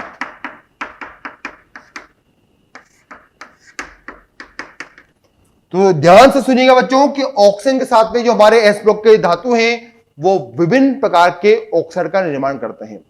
यह हम देख सकते हैं कि हमारे पास में जो ऑक्सीजन है वो हमें कुछ अलग अलग प्रकार के ऑक्साइड बनाता हुआ दिखाई देता है। ये ऑक्सीजन पे आता है 2- तो उसको बोलते हैं हम ऑक्साइड। ठीक है, ये हमें दिखाई दिया O2 2- तो उसको बोलते हैं हम परऑक्साइड, और ये हमें दिखाई दिया O2-1 तो उसको बोलते हैं हम सुपर ऑक्साइड। तो भाई ऑक्सीजन यहाँ पर 3 प्रकार के आयन आसानी से बना सकता है। तो आइए हम देखते हैं कि हमारा कौन सा धातु किस प्रकार से अभिक्रिया करके ऑक्सीजन से कौन सा ऑक्साइड यहाँ पर तैयार करेगा। तो देखिए यहाँ पर हमने नोट किया कि हमारे पास में लिथियम है, सोडियम है, पोटेशियम है, रुबिडियम है, सीजियम है। ठीक है, ये फर्स्ट वर्ग के बच्चों धातु है। इनके सामने हम लेके आते हैं किसको लेके आते हैं भाई O2 को हम लेके आते हैं। तो ध्यान से देखना है कि क्या बनने वाला है। बच्चों हम जानते हैं कि लिथियम प्लस आयन बनाता है क्योंकि ये धातु है, ये बनेगा प्लस, वो भी छोटा सा प्लस, छोटे आकार का प्लस बनेगा। और जो छोटे आकार का है उसके जेड इफेक्ट का मान काफी ज्यादा है, जेड इफेक्ट का मान ज्यादा होगा तो बच्चों ये क्या करेगा, ये यहां पर सबसे अधिक आवेश को ग्रहण करेगा। यहां पर 1 पर 2- है, यहां पर 1 पर 1- है, यहां पर 1 पर आधा है, हाफ है। ठीक है, तो सबसे अधिक आवेश मुझे कहां दिखाई दिया, O2- पे दिखाई दिया। उसका नाम क्या है, इसका नाम होता है बच्चों ऑक्साइड आयन है। ठीक है, तो लिथियम छोटा है, जेड इफेक्ट ज्यादा है, तो क्या बनता है बच्चों यहां पर, यह बनेगा लिथियम का ऑक्साइड। क्या बना यहां पर, लिथियम का ऑक्साइड तैयार हो चुका है। अब आते हैं हम नंबर लेके आते हैं सोडियम का। अभी के आप बैलेंस कर सकते हैं आसानी से।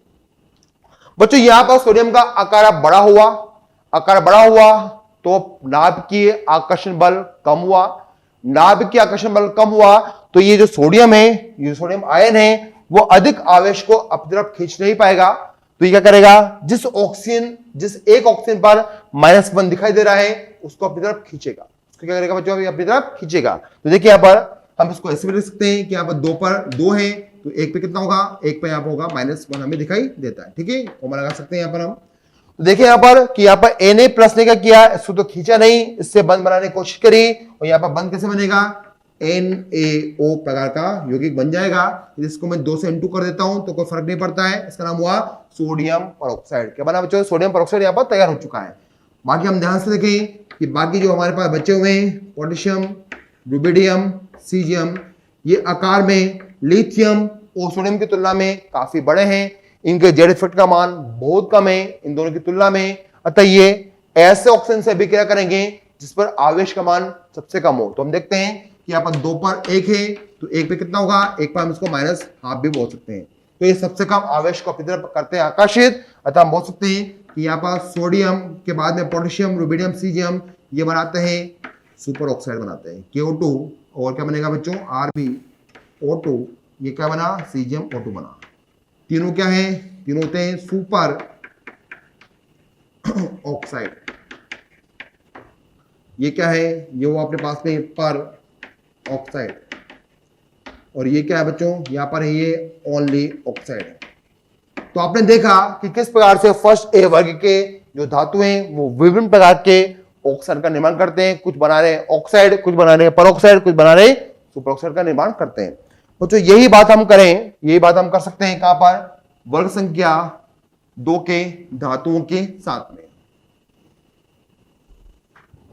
वर्ग संख्या 2 के धातु हम नोट करते हैं, बेरिलियम है, मैग्नीशियम है, कैल्शियम है, स्ट्रोंशियम है, बेरियम। ओके, हमें पता है कि इन पर आवेश आता है +2। +2 का मीनिंग क्या हुआ कि इनका जो जेड इफेक्ट है वो फर्स्ट वर्ग की तुलना में हमें काफी अधिक दिखाई देता है, काफी हमें अधिक दिखाई देता है। तो देखिए ध्यान से यहां पर कि हमारा जो बेरिलियम है यदि वो O2 से अभिक्रिया करेगा तो अधिक आवेश को ग्रहण करेगा, तो ये हो गया BO बनेगा। सेम कहानी मैग्नीशियम के साथ में, दोनों बनाते हैं क्या, दोनों बनाते हैं अपने अपने ऑक्साइड बना देंगे। लेकिन कैल्शियम, स्ट्रोंशियम, बेरियम की बच्चों हम बात करें तो इनका थोड़ा आकार बढ़ने लगा। ठीक है, यदि आकार बढ़ेगा तो हम देख सकते हैं कि कैल्शियम तो चलो यहाँ पर ऑक्साइड बना सकता है, यदि हमने इसकी अभिक्रिया कराई O2 से तो यहाँ पर CO बन जाएगा। लेकिन स्ट्रोंशियम और बेरियम जब O2 के साथ में अभिक्रिया करते हैं तो आकार बड़ा होता है, जेड इफेक्ट का मान कम होता है, अतः कम आवेश को अपनी तरफ ग्रहण करेंगे। अतः ये बनाते हैं बच्चों क्या, SrO2 एंड बनाएंगे क्या, BaO2। तो दोनों बन चुके हैं क्या, परऑक्साइड। और ये क्या बनाया इन्होंने, इन्होंने बनाया है ऑक्साइड। तो आपने देखा कि किस प्रकार से यहाँ पर अलग अलग धातु अलग अलग प्रकार के ऑक्साइड का निर्माण करते हैं। ठीक है बच्चों, याद पर हम यदि सभी के बनाते हैं ऑक्साइड, सभी के बनाते हैं परऑक्साइड, सभी के बनाते हैं हम सुपर ऑक्साइड बना देते हैं। तो तीनों प्रकार के ऑक्साइडों में ऊपर से नीचे आने पर शारीरिक प्रवृत्ति क्या होती है बच्चों, बढ़ती है, चाहे वो फर्स्ट वर्ग का हो चाहे वो सेकंड वर्ग का हो। ठीक है, तो ध्यान से सुनिएगा, यदि मैं सभी के बना देता हूं ऑक्साइड, मैं सभी के बना देता हूं सुपर ऑक्साइड या फिर परऑक्साइड, तो सभी में ऊपर से नीचे आने पर क्या होगा, ऊपर से नीचे आने पर वहां पर शारीरिक प्रवृत्ति बढ़ती हुई मुझे दिखाई देती है। बच्चों कभी कभी प्रश्न पूछा जाता है कि KO2 का उपयोग रॉकेट में या जो पनडुब्बी होती है वहां पर क्यों करते हैं। तो ध्यान से देखिएगा कि KO2 जो हमारे यौगिक है इसका काम क्या है कि शारीरिक प्रवृत्ति का है। और जो पनडुब्बी में जब CO2 की मात्रा अधिक हो जाती है तो बच्चों क्या करता है, ये KO2 उस CO2 को क्या करता है बच्चों, एब्जॉर्ब कर लेता है, अवशोषित कर लेता है और बन जाता है क्या, पोटेशियम का बन जाता है कार्बोनेट। और जहां पर CO2 की मात्रा अधिक थी वहां पर क्या करता है, ये अपने ऑक्सीजन को छोड़ देता है ताकि वहां पर रहने वाले वैज्ञानिकों को या सैनिकों को सांस लेने में दिक्कत ना हो। तो कभी आपसे ऐसा प्रश्न पूछता है कि KO2 का यूज हम रॉकेट में या पनडुब्बी में क्यों करते हैं, तो आप क्या आंसर देंगे कि ये पनडुब्बी या रॉकेट के CO2 को अवशोषित करके O2 उत्पन्न करता है, इसलिए इसका हम उपयोग यहां पर कर सकते हैं। तो ये नोट किया हमने ऑक्सीजन के साथ में अभिक्रिया। नेक्स्ट में पाते हैं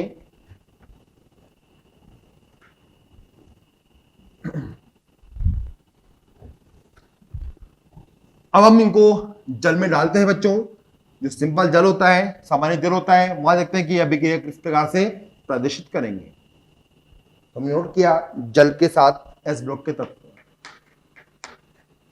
जल के साथ बच्चों जल और एस ब्लॉक की जो तत्व हैं उनकी दोस्ती कभी नहीं हो सकती है, क्योंकि ये जल में डालने पर क्या होता है बच्चों, विस्फोटक के रूप में दिखाई देते हैं। मतलब ये जलने लगते हैं और विस्फोट की तरह ये हमें दिखाई देते हैं कि अभिक्रिया किस प्रकार से होती है, विस्फोट के रूप में दिखाई देती है। ठीक है, तो बच्चों ध्यान से सुनिएगा कि जब हम एस ब्लॉक के तत्वों को जल में डालते हैं तो ये जल के प्रति काफी अधिक सक्रिय होते हैं, जैसे काफी जल्दी ये बंद बनाने की कोशिश करते हैं, नए यौगिक का निर्माण करते हैं और अभिक्रिया सामान्यतया विस्फोटक प्रकार की देखी जाती है। ठीक है, तो देखिए यहां पर क्या बनने वाला है बच्चों। यदि हम बात करें यहां पर फर्स्ट वर्ग की तत्व की बात करें तो यहां पर यदि हमने एम प्रकार के धातु को डाल दिया है जल में, जो कि अपने पास में जल, ठीक है, ये प्लस माइनस, एम क्या बनेगा, एम बनेगा प्लस क्या बनता है यहाँ पर, एम ओ एच बनता हुआ मुझे दिखाई देगा, यानी यहाँ पर बन चुका है हाइड्रोक्साइड, ठीक है। यदि मैं इसको बैलेंस कर लेता हूं, 2 मैंने यहाँ लिया, 2 हमने यहाँ लिया, तो ये बन चुका है H2, ठीक है। तो यहाँ पर H2 गैस निकलती हुई मुझे दिखाई देती है। सेम कहानी यहाँ पर सेकंड ए वर्ग के साथ में है। जब हमने सेकंड ए वर्ग का धातु लिया और सामने लिया है जल, जल में उसको हमने डाल दिया है, तो ये बनेगा +2, तो यहाँ पर हमने लिया 2, तो बनेगा यहाँ पर MOH2 और यहाँ पर H2 गैस निकाल देगा, ठीक है। बच्चों यहाँ पर देखा जाता है कि जो अधिक सक्रिय है वो जल के साथ में तुरंत अभिक्रिया करेगा, ठीक है।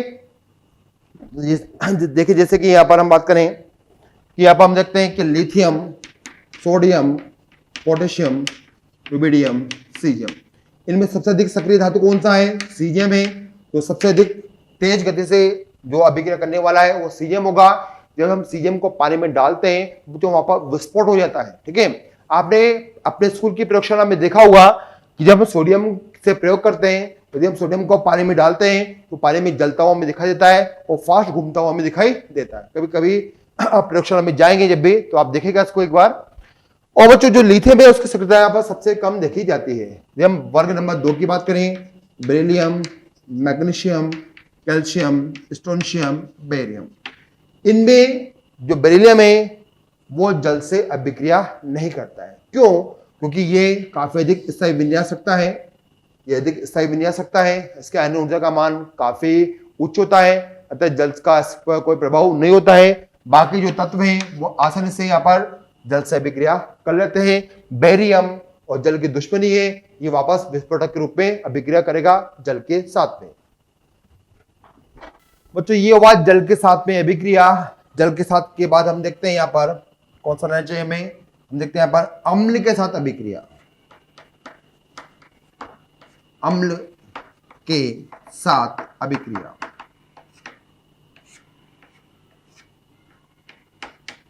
बच्चों जब धातुओं के ऊपर, जब हम धातुओं के ऊपर अम्ल गिराते हैं तो उससे निकलती है हाइड्रोजन गैस निकलती है, ठीक है। ध्यान रखिएगा कि ऐसे धातु जो इलेक्ट्रोकेमिकल सीरीज में, जो इलेक्ट्रोकेमिकल सीरीज में H के ऊपर होते हैं, हाइड्रोजन के ऊपर होते हैं, वो उनके ऊपर यदि मैं गिराता हूं अम्ल, तो उनसे क्या निकलती है बच्चों, वहां पर वहां से निकलने लगती है क्या, हाइड्रोजन गैस निकलने लगती है। तो जैसे हम बात करें यहाँ पर फर्स्ट ए की और सेकेंड ए की, तो देखिए ध्यान से यहाँ पर कि यहाँ पर जब मैं फर्स्ट ए का एक एम धातु लिया हमने, जब मैं इसकी अभिक्रिया करा देता हूँ H2SO4 के साथ में, उसके मानक अपचयन विभव का मान यदि प्लस में है, ये प्लस में है, तो ये जो धातु है ये इलेक्ट्रॉन देता है किसको, H+ को, H+ को कर देता है अपचयित और बनेगा यहाँ पर ये M+, इन्हें M2SO4 के रूप में दिखाई देगा। यहाँ पर H2 गैस निकल जाती है, ठीक है। सेम कहानी सेकंड ए के साथ भी आप देख सकते हैं। ये आपके पास सेकंड ए का धातु है और उसके मानक अपचयन विभव का मान प्लस में है, तो ये भी अम्ल के साथ में अभिक्रिया करेगा और अम्ल के साथ अभिक्रिया करने के तुरंत बाद हमें क्या मिलेगा, MCl2 प्रकार का मिलेगा लवण, और साथ हम देखते हैं कि यहाँ पर H2 गैस निकलती है। तो ध्यान रखिएगा यदि S ब्लॉक के धातुओं को, यदि हम S ब्लॉक के धातुओं को अम्ल के साथ में अभिक्रिया कराने के छोड़ देते हैं तो वो हाइड्रोजन गैस बनाते हैं, ठीक है। यहाँ पर हमने देखा कि ये आसानी से H2 गैस का निर्माण करते हैं। और जो हम आगे चले तो हम देखते हैं यहाँ पर हाइड्रोजन के साथ। बच्चों हम यहां पर बात करें कि हाइड्रोजन के साथ में यदि अभिक्रिया करते हैं तो ये क्या बनाते हैं, तो आपको हम बता दें कि यदि धातु H2 के साथ में अभिक्रिया करेंगे तो वहां पर बनते हैं धात्विक हाइड्रेट बनते हैं, ठीक है। जैसे हम फर्स्ट ए वर्ग के धातु की बात करें तो फर्स्ट ए वर्ग का जो धातु है, माना कि हमने मान लिया कि वो एम है, यदि वो H2 के साथ में अभिक्रिया करेगा, यदि वो H2 के साथ में अभिक्रिया करेगा तो क्या बनेगा बच्चों, ये बनेगा धात्विक हाइड्रेट, MH2 प्रकार का बनेगा हाइड्रेट यहाँ पर बन जाएगा, ठीक है। आगे हम देखें कि यदि हमारे पास सेकंड ए वर्ग का धातु है M और जिसकी अभिक्रिया कर देता हूं मैं H2 के साथ में, तो बनेगा MH2 प्रकार का बनेगा हाइड्रेट बन जाएगा, ठीक है। तो हमने देखा कि यहाँ पर सिंपल सी रिएक्शन है कि यहाँ पर क्या बनते हैं, यहाँ पर बनते हैं हाइड्रेट का निर्माण होता है। कैसे दिखते हैं हाइड्रेट, देखिए यहाँ पर lithium, sodium, potassium, rubidium, caesium. तो ये सब क्या है, ये सब धात्विक हाइड्रेट है। ठीक है, तो इन सब का जो प्रवृत्ति है वो होती है आयनिक। कैसे होते हैं ये सब, ये आयनिक प्रवृत्ति के होते हैं, ये सब क्या है, आयनिक है। ओके, और जो ध्यान से देखेगा, जब मैं ऊपर से नीचे आता हूं तो धातु का जो आकार है वो बढ़ जाएगा, धातु का आकार बढ़ेगा। यदि धातु का बच्चों आकार बढ़ता है तो बंध क्या होगा बच्चों, दुर्बल हो जाएगा। और बच्चों यदि बंध दुर्बल होगा तो उनको मैं कम तापमान पर आसानी से तोड़ सकता हूं। इन्हें कहने का मीनिंग क्या हुआ कि ऊपर से नीचे जाने पर यहां पर तापीय स्थायित्व क्या होने लगा बच्चों, क्या कम, तापीय सत्व क्या होगा बच्चों, कम हो जाएगा। चलिए ये तो हो गया तापीय सत्व के बाद। नंबर दूसरी बात करें कि ऊपर से नीचे आते हैं तो यहाँ पर जो शारीरिक प्रवृत्ति है वो हमेशा बढ़ती है। हमें पता है कि धातु के में शारीरिक प्रवृत्ति हमें हर केस में बढ़ानी होती है। तो हम बोल सकते हैं कि तापीय सत्व तो कम हुआ है, लेकिन जो शारीरिक प्रवृत्ति है, क्षारीय प्रवृत्ति वो हमेशा यहाँ पर बढ़ेगी। तो सबसे अधिक क्षारीय कौन सा होगा बच्चों, सीजियम हाइड्रेट हमें दिखाई देगा। नेक्स्ट हम बात हैं कि यहाँ पर मेरे पास में यदि है, यहाँ पर हम ले सकते हैं बेरिलियम का हाइड्रेट, मैग्नीशियम का हाइड्रेट और कैल्शियम का हाइड्रेट, स्ट्रोंशियम का हाइड्रेट और बेरियम का हाइड्रेट।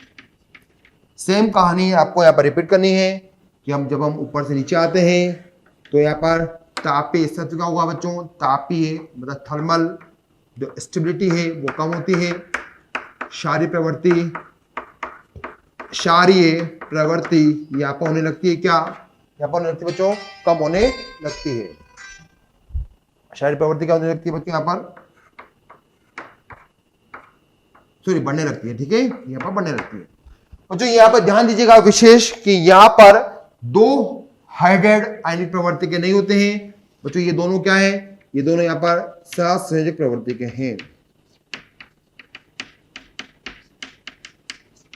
सहसंयोजक प्रवृत्ति के हैं। ठीक है, क्यों, क्योंकि इनमें फजांस का नियम लगता है, दोनों छोटे आकार के आयन होते हैं। ये हाइड्रेट आयन को जो H- आयन है उसको खींच देते हैं और खींच उसको लंबा पतला कर देते हैं। जिससे ही वहां पर आयन लंबा पतला होगा तो उसमें सहसंयोजक गुण आने लगते हैं। तो बच्चों हमने इस लेक्चर में देखा कि किस प्रकार से हमारे जो एस ब्लॉक के तत्व दिखते हैं, उनकी कौन कौन सी अभिक्रिया होती है। यहाँ पर हमने उनके भौतिक गुणों के बारे में अध्ययन किया, ज्वाला प्रक्षेपण के बारे में अध्ययन किया। तो काफी सारी हमने गुणधर्म का अध्ययन किया है। आइए हम चलते हैं कि इनसे संबंधित प्रश्न कैसे बनते हैं और एग्जाम में हमसे कैसे पूछे जाते हैं। ठीक है, तो आइए बच्चों एस ब्लॉक का लेक्चर नंबर 1 के क्वेश्चन के प्रैक्टिस कर लेते हैं। जैसे कि हमने देखा कि हमने यहाँ पर एस ब्लॉक के तत्वों का परिचय पढ़ा है। परिचय के बाद हमने इसके सामान्य गुणों का अध्ययन किया और सामान्य गुणों के अंदर कौन कौन से प्रश्न बनते हैं यहाँ पर हम देखते हैं कि यहाँ पर कौन कौन से प्रश्न बन रहे हैं। ठीक है बच्चों, प्रश्न नंबर 1 हम देखते हैं यहाँ पर लेक्चर नंबर 1 है। प्रश्न नंबर 1, क्षारीय मृदा धातु समूह 2 या सेकंड तत्व समूह 12 सेकंड बी के तत्वों से उनके किस कोश के इलेक्ट्रॉनिक विन्यास में भिन्नता रखते हैं। भाई ये हमसे बात कर रहा है कि जो क्षारीय मृदा धातु है जिन्हें बोलते हैं हम सेकंड ए के तत्व, और ये बोल रहा है हमसे वर्ग नंबर 12 जिसे बोलते हैं हम सेकंड नंबर बी। ठीक है, तो यहाँ पर दोनों के इलेक्ट्रॉनिक विन्यास में हमें कौन कौन सी भिन्नता दिखाई दे रही है। भाई यहाँ पर हम देखें तो यहाँ पर हमें दिखाई देता है NH2 सामान्य विन्यास। ठीक है, वर्ग नंबर 12 जहाँ पर देखते हैं जिंक, कैडमियम, मरकरी है, और यहाँ के विन्यास में हम बात करें तो इस वर्ग में हमें दिखाई देता है कितना, NH2, और इससे अंदर वाला एक कोश N-1 D कितना होता है 10। जिंक, कैडमियम, मरकरी का विन्यास हम इस प्रकार से प्रदर्शित करते हैं। ठीक है, तो बच्चों ध्यान से देखिएगा, यहाँ पर बाह्यतम कोश का विन्यास दोनों का सेम है, दोनों का क्या है, सेम है। ठीक है, यदि हम बात करें इसके अंदर वाले कोश की, बाह्यतम से जस्ट अंदर वाला कोश जिसे मैं बोलता हूँ उपांत्य कोश। ठीक है, उपांत्य कोश में हम यहाँ पर भरते हैं क्या, उपांत्य कोश में हम भरते हैं यहाँ पर बच्चों n-1 d10, लेकिन यहाँ पर हम कहीं पर भी n-1 d10 नहीं भरते हैं। ठीक है, हम यहाँ पर क्या भर सकते हैं, यदि यहाँ पर हमने s भरा है तो यहाँ पर आएगा अपने पास में क्या n-1 s, या फिर हम p भरते हैं।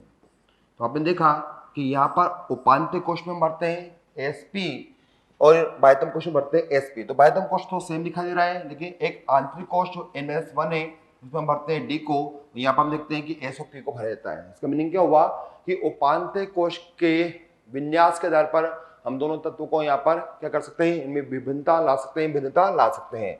अतः इस प्रश्न का जो आंसर है फाइनल वो 4 हो जाता है। ठीक है, प्रश्न नंबर नेक्स्ट, मैग्नीशियम की प्रथम आयनन एंथैल्पी किसकी प्रथम आयनन एंथैल्पी से कम होती है। मुझे कम की बात करनी है यहाँ पर। ठीक है, मैग्नीशियम हमारे वर्ग नंबर 2 में है, इसके ऊपर होता है बेरिलियम, इसके नीचे होता है कैल्शियम। ठीक है, और एक हमें कौन सा तत्व दिया है, लिथियम। लिथियम कहाँ पर आएगा भाई, यहाँ पर आएगा। ये फर्स्ट ए का है, ये सेकंड ए का है। हम जानते हैं सेकंड ए में पूर्ण पूरित विन्यास है, अतः सेकंड ए वालों की जो आयनन ऊर्जा का मान है वो हमें अधिक दिखाई देता है और इसका मान हमें कम दिखाई देता है। नेक्स्ट पे बात है, मैं ऊपर से नीचे आता हूं तो यहाँ पर कोश का मान बढ़ेगा और आयनन ऊर्जा का मान कम होगा, अतः यहाँ पर आयनन ऊर्जा का मान हमें कुछ इस प्रकार से दिखाई देता है। तो पूछे जा रहा है कि मैग्नीशियम की प्रथम आयनन एंथैल्पी किसकी प्रथम आयनन एंथैल्पी से कम होती है। तो देखिए यहाँ पर मैग्नीशियम की जो आयनन एंथैल्पी है वो मुझे कम दिख रही है बेरिलियम की तुलना में। ठीक है, बेरिलियम की तुलना में मुझे यहाँ पर इसकी आयनन एंथैल्पी क्या दिखाई दी, मुझे यहाँ पर कम दिखाई दी है। तो हम बोल सकते हैं कि मैग्नीशियम की जो आयनन एंथैल्पी है वो बेरिलियम से कम है, लेकिन कैल्शियम से क्या बच्चों यहाँ पर ज्यादा होती है।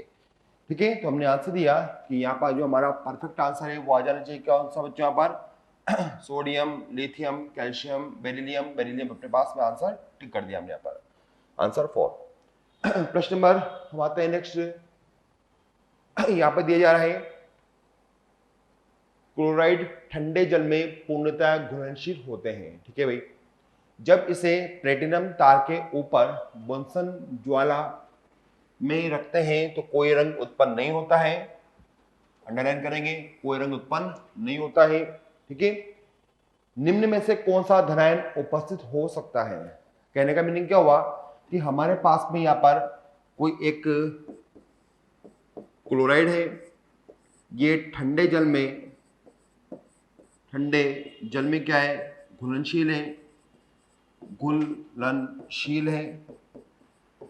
इस कथन से यहाँ पर प्रश्न में कोई भी हमें आंसर प्राप्त नहीं होगा, बस हमें बताया जा रहा है कि हमें घुलनशील है। ठीक है, अब बोला जा रहा है कि एक प्लेटिनम का तार लेना है, तार लिया, उस पर हमें यहाँ पर एस ब्लॉक के एलिमेंट को चिपका लेना है, चिपका लिया। यहाँ पर मैं बुनसन फ्लेम मतलब ज्वाला परीक्षण हमें चेक करना है, माना कि बुनसन फ्लेम है। तो पूछा जा रहा है कि यहाँ पर जब मैं इसको गर्म करता हूँ इस फ्लेम के द्वारा तो इस फ्लेम को कौन सा रंग मिलेगा, लेकिन वो कह रहा है कि यहाँ पर कोई रंग नहीं मिलता। ठीक है, जैसा कि भी हमने थोड़ी देर पहले पढ़ा है कि हमें बेरिलियम और मैग्नीशियम दो ऐसे वहां पर धातु हैं जो ज्वाला परीक्षण नहीं देते हैं क्योंकि उनके आयनन ऊर्जा का मान अधिक होता है। तो ध्यान से देखेगा कि बेरिलियम और मैग्नीशियम ज्वाला परीक्षण नहीं देते हैं, ज्वाला परीक्षण नहीं देते हैं क्योंकि इनके आयनन ऊर्जा का मान अधिक होता है।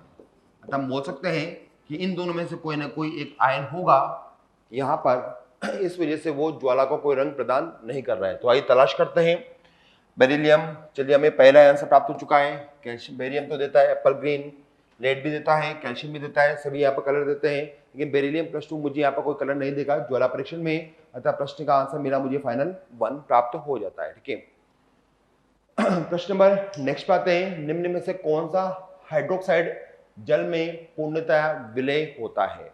मुझे यहाँ पर विलयता की बात करनी है। यहाँ पर मुझे सभी हाइड्रोक्साइड वर्ग संख्या 2 के दे रखे हैं। वर्ग संख्या 2 के हाइड्रोक्साइड की मैं बात करूं तो मुझे दिया जा रहा है यहाँ पर मैग्नीशियम का हाइड्रोक्साइड OH, फिर दिया जा रहा है कैल्शियम का हाइड्रोक्साइड, फिर दिया जा रहा है स्ट्रोंशियम का हाइड्रोक्साइड, नेक्स्ट कौन सा भाई, बेरियम का हाइड्रोक्साइड है। वर्ग में ऊपर से नीचे आते हैं। ठीक है, कोश का मान बढ़ेगा परमाणु का आकार वो भी क्या होगा, बढ़ेगा। बच्चों यदि आकार बढ़ेगा तो धातु और OH बंद लंबाई वो क्या होगी, वो भी हमें बढ़ती हुई दिखाई देती है। जो बंद अधिक लंबा है वो आसानी से जल में टूट जाएगा और हमें OH माइनस आयन देगा। तो आप बताइए कि इनमें से कौन सा धातु OH बंद अधिक लंबा है। तो हम बोलेंगे कि सर परमाणु बड़ा है तो आकार भी बड़ा होगा, और इस बेरियम और OH के बीच की जो बंद लंबाई है वो कुछ ज्यादा होगी, और ज्यादा होगी तो वो आसानी से जल में OH माइनस आयन मुक्त कर देगा। ठीक है, नोट किया। तो OH माइनस आयन त्यागने की क्षमता वर्ग में ऊपर से नीचे आने पर हम देखते हैं क्या हो रही है, बढ़ती जा रही है। ओके, नेक्स्ट, जो सबसे पहले OH को त्याग करेगा वो अधिक क्षारीय होगा, अतः क्षारीय प्रवृत्ति क्या हो रही है, यहाँ पर बढ़ने लगी है। तो क्षारीय प्रवृत्ति का क्रम हमने जमा दिया है और हमें पता लग चुका है कि यहाँ पर बेरियम हाइड्रोक्साइड अधिक क्षारीय प्रवृत्ति का हमें दिखाई दे रहा है। ठीक है, अतः यहाँ पर जो प्रश्न का आंसर होगा फाइनल वो हम यहाँ पर 1 टिक कर देंगे। प्रश्न नंबर नेक्स्ट पे आते हैं, निम्नलिखित अभिक्रिया में X क्या बनता है। ठीक है, यहाँ पर हम देख रहे हैं कि निम्नलिखित अभिक्रिया में X क्या बनता है। जैसे कि हमने थोड़ी देर पहले एक प्रश्न पढ़ा था कि जो क्लोराइड होते हैं वो ठंडे जल में भी क्या होते हैं बच्चों, घुल जाते हैं। ठीक है, तो देखिए क्या हो रहा है यहाँ पर बच्चों, यहाँ पर हम देखते हैं कि हमारा जो मैग्नीशियम का क्लोराइड है, यदि इसको मैं सामान्य तापमान पर 25 डिग्री सेंटीग्रेड पर जल में डाल देता हूं तो यहाँ पे क्या होगा, यहाँ पे बनेगा मैग्नीशियम का हाइड्रोक्साइड प्लस 2HCl। ठीक है, ये बना। इसके बनने के बाद तुरंत क्या होगा बच्चों, ये हाइड्रोक्साइड विघटित होगा और विघटन के फलस्वरूप ये MgO प्लस H2 का निर्माण करेगा। तो ये बनेगा अपने पास में धात्विक ऑक्साइड, ये SI ऑक्साइड है। अतः हम बोल सकते हैं कि मैग्नीशियम क्लोराइड को जब हम पानी में डालते हैं तो घुल जाता है, और घुलने के फलस्वरूप मुझे फाइनली क्या मिलता है, मैग्नीशियम का ऑक्साइड वहां पर प्राप्त हो जाता है। तलाश कीजिए कहां पर ऐसा विकल्प हमें दिखाई दिया 1 में। तो हमने आंसर दिया कि अब मुझे मैग्नीशियम का ऑक्साइड दिखाई देगा। प्रश्न नंबर बच्चों नेक्स्ट आ चुका है अपने पास में। यहाँ पर मुझे एक अभिक्रिया के बारे में दिया जा रहा है, पीला अवक्षेपण T कुछ बनता होगा जब हम X के अंदर क्या मिलाते हैं, पोटेशियम डाइक्रोमेट मिलाते हैं, और यदि मैं X में मिलाता हूँ डाइल्यूट HCl मिला देता हूँ तो वहां बनता है बच्चों Y, पीला अवक्षेपण बनता है। मतलब दोनों तरफ पीले अवक्षेपण बन रहे हैं, लेकिन एक बार अभिक्रिया पोटेशियम डाइक्रोमेट के साथ में, एक बार अभिक्रिया बच्चों यहाँ पर डाइल्यूट HCl के साथ में है। आइए हम प्रश्न को आगे बढ़े। यहाँ पर तीक्ष्ण गण बनती है यदि गैस X हरित ज्वाला परीक्षण देता है। तो बच्चों देखिए, जो हमारा जो इस प्रश्न का जो नेक्स्ट नंबर का स्टेटमेंट है उसने हमारे प्रश्न को लगभग सोल्व कर दिया है। इसने क्या बोला कि जो भी X होगा वो हरे रंग की ज्वाला का परीक्षण मुझे देगा। तो ध्यान से देखिएगा कि हमारे पास में S ब्लॉक में एक ऐसा तत्व है जिसको मैं यदि गर्म करता हूं ज्वाला में तो वो हरे रंग की ज्वाला देता है, जिसको लिखा था हमने एप्पल ग्रीन। एप्पल ग्रीन का मीनिंग हुआ कि वो बेरियम था। क्या था बच्चों, वहां पर बेरियम था। मतलब बेरियम का जो यौगिक होगा वो इस प्रकार की अभिक्रिया प्रदर्शित करता है। तो देखिए ध्यान से, यहाँ पर बेरियम का यौगिक दिखाई दे आपको, हमें दिखाई दे रहा है सेकंड, तो आंसर तो सेकंड आता है। किस प्रकार से होगा, बेरियम का थायोसल्फेट लिया हमने, ये हुआ X यौगिक, हम इसकी अभिक्रिया कराते हैं पोटेशियम डाइक्रोमेट के साथ में। यहाँ पर बेरियम पर आवेश का मान कितना है, बेरियम पर आवेश का मान मुझे दिखाई दे रहा है +2। ठीक है, यहाँ पर एक ही बेरियम है बच्चों, यहाँ पर बेरियम पर आवेश का मान है +2 है। ये +2 बेरियम इस -2 से अभिक्रिया करेगा। ठीक है, माइनस प्लस, तो क्या बना, बेरियम डाइक्रोमेट। ये बन जाता है अपने पास में T नाम का यौगिक, और इसका जो कलर होता है वो होता है येलो। ये हमें येलो पीपीटी के रूप में दिखाई देता है, पीला अवक्षेपण के रूप में मुझे दिखाई देगा। तो हमने ये वाली अभिक्रिया को कंप्लीट कर दिया है। नेक्स्ट में बात है कि हमारा जो X है बेरियम S2O3, यदि मैं इसमें मिला देता हूं डाइल्यूट HCl, क्या मैंने हमने डाइल्यूट HCl मिला दिया बच्चों, यहाँ पर है बेरियम +2, यहाँ पर है -1, तो मुझे 2 लेने होंगे HCl। तो यहाँ पर क्या करेगा, ये Ba Cl2 का निर्माण करेगा। ठीक है, साथ में देखते हैं कि H2O3 का विघटन होता है तो यहाँ पर SO2 गैस बन जाती है। तो आपने देखा किस प्रकार से यहाँ पर क्या हुआ बच्चों, यहाँ पर हम देखते हैं कि बेरियम डाइक्लोराइड और यहाँ पर हाइड्रोजन 2 है, एक ऑक्सीजन बची हुई है, तो यहाँ पर H2O का भी निर्माण होता है। तो ये गैस बनती है, इस गैस को नाम दिया इसने यहाँ पर जेड, और जो पीला अक्षपण है येलो कलर का है, पीपीटी है, इसको बोला इसने यहाँ पर कौन सा नंबर दिया है, इसको वाई नाम दिया है। और हम जानते हैं कि बेरियम का कोई भी यौगिक है वो ज्वाला परीक्षण नहीं देता है, या देता भी। ठीक है, बेरियम क्या होता है, हरे रंग की ज्वाला देता है। अतः इस प्रश्न का फाइनल आंसर मुझे प्राप्त हुआ कि ये बेरियम का यौगिक है। आंसर मैंने टिक कर दिया है 2। प्रश्न नंबर नेक्स्ट, अनुचुंबकीय प्रवृत्ति मुझे यहाँ पर बतानी है कि कौन यहाँ पर अनुचुंबकीय होगा। बच्चों अनुचुंबकीय का मीनिंग क्या हुआ कि यदि किसी भी यौगिक के अंदर, यदि आपको किसी भी यौगिक के अंदर एक भी इलेक्ट्रॉन अयुग्मित दिखाई दिया तो वो अनुचुंबकीय होगा। ठीक है, देखिए यहाँ पर किस प्रकार से हम इसको तलाश कर सकते हैं, पहचान सकते हैं। बच्चों यहाँ पर KO2 दे रखा है, यदि मैं इसको आयन में परिवर्तित करता हूं तो इसके आयन बनते हैं कौन कौन से, K+ बनेगा, और ये बना आपके पास में O2 माइनस। बच्चों यदि हम आणविक कक्षक सिद्धांत की बात करें तो O2 के डायग्राम में, चित्र में हमें 2 इलेक्ट्रॉन दिखाई देते हैं अयुग्मित।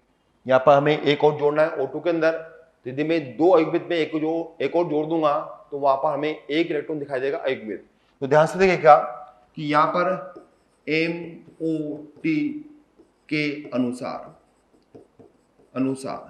हमें इसका जो विन्यास प्राप्त होगा, अंतिम जो लास्ट प्राप्त होगा वो क्या होगा, वो प्राप्त होगा 2px पाई, ये स्टार है, इसमें 2 है, बराबर 2py पाई स्टार, इसमें रहेगा 1।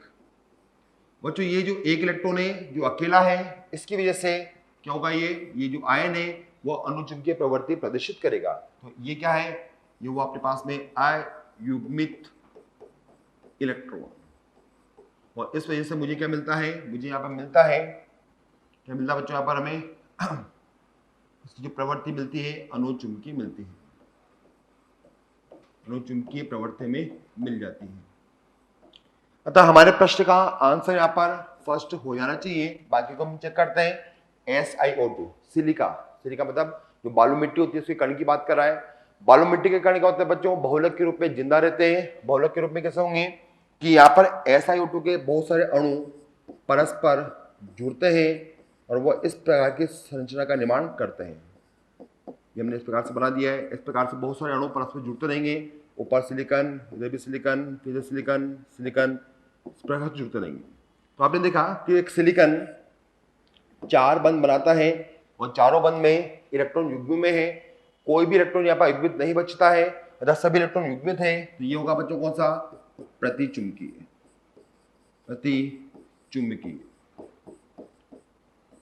नेक्स्ट पे आते हैं TiO2। ठीक है, टाइटेनियम का हमने यहाँ पर नोट किया, TiO2 है।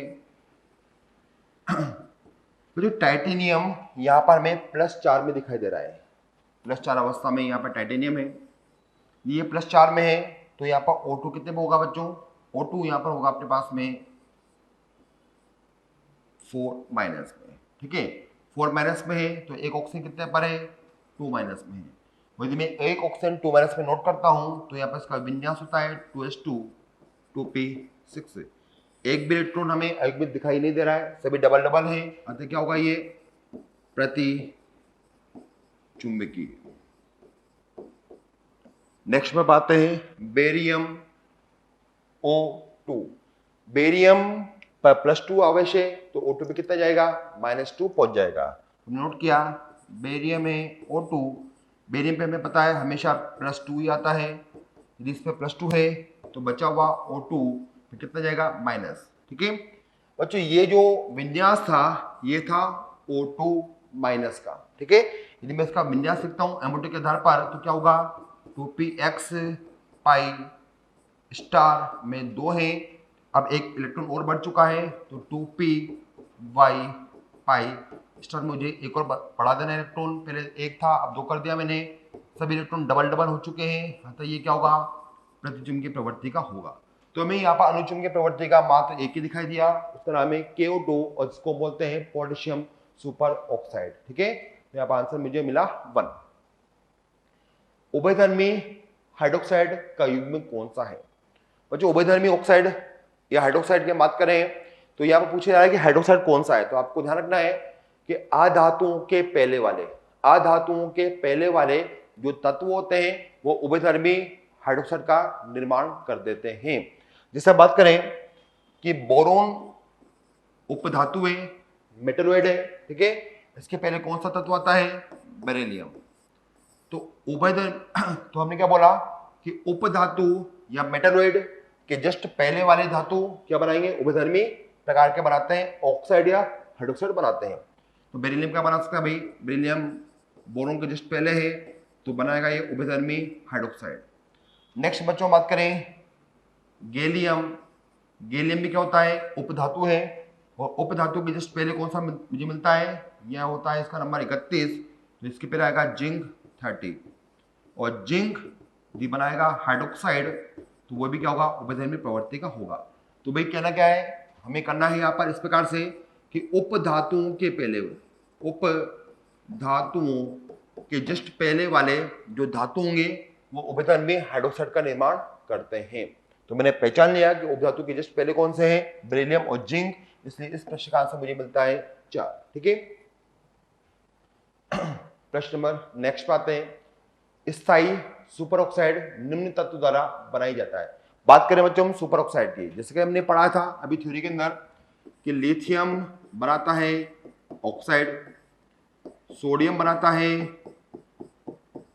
परऑक्साइड, और पोटेशियम में रुबिडियम नहीं है इसमें, ये बनाता है KO2, इसको बोलते हैं हम सुपर ऑक्साइड। और कौन कौन सा यहाँ पर कैल्शियम भी दे रखा है, हमने नोट किया था अभी, कैल्शियम O2 से अभिक्रिया करके बनाता है अपना ऑक्साइड बनाता है, तो बाकी सब ऑक्साइड बना रहे हैं।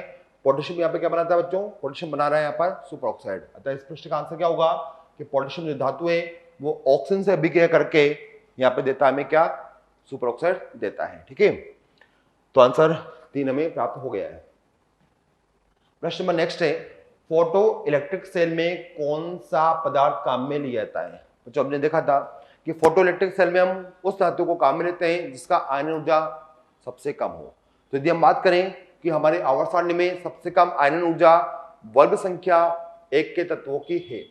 अब बच्चों वर्ग संख्या 1 में भी हम देखते हैं कि यहाँ पर ऊपर से नीचे आने पर आयनन ऊर्जा का मान कम होने लगता है। किसका मान कम होता है, आई का मान कम होता है। एक तो आवर्त संख्या 1 में, सॉरी वर्ग संख्या 1 में सबसे कम आयनन ऊर्जा थी, और इसमें भी सबसे कम कौन सा मिला मुझे, सीजियम मिला। अतः सीजियम आसानी से अपने इलेक्ट्रॉन त्यागेगा, अतः इसको हम फोटो इलेक्ट्रिक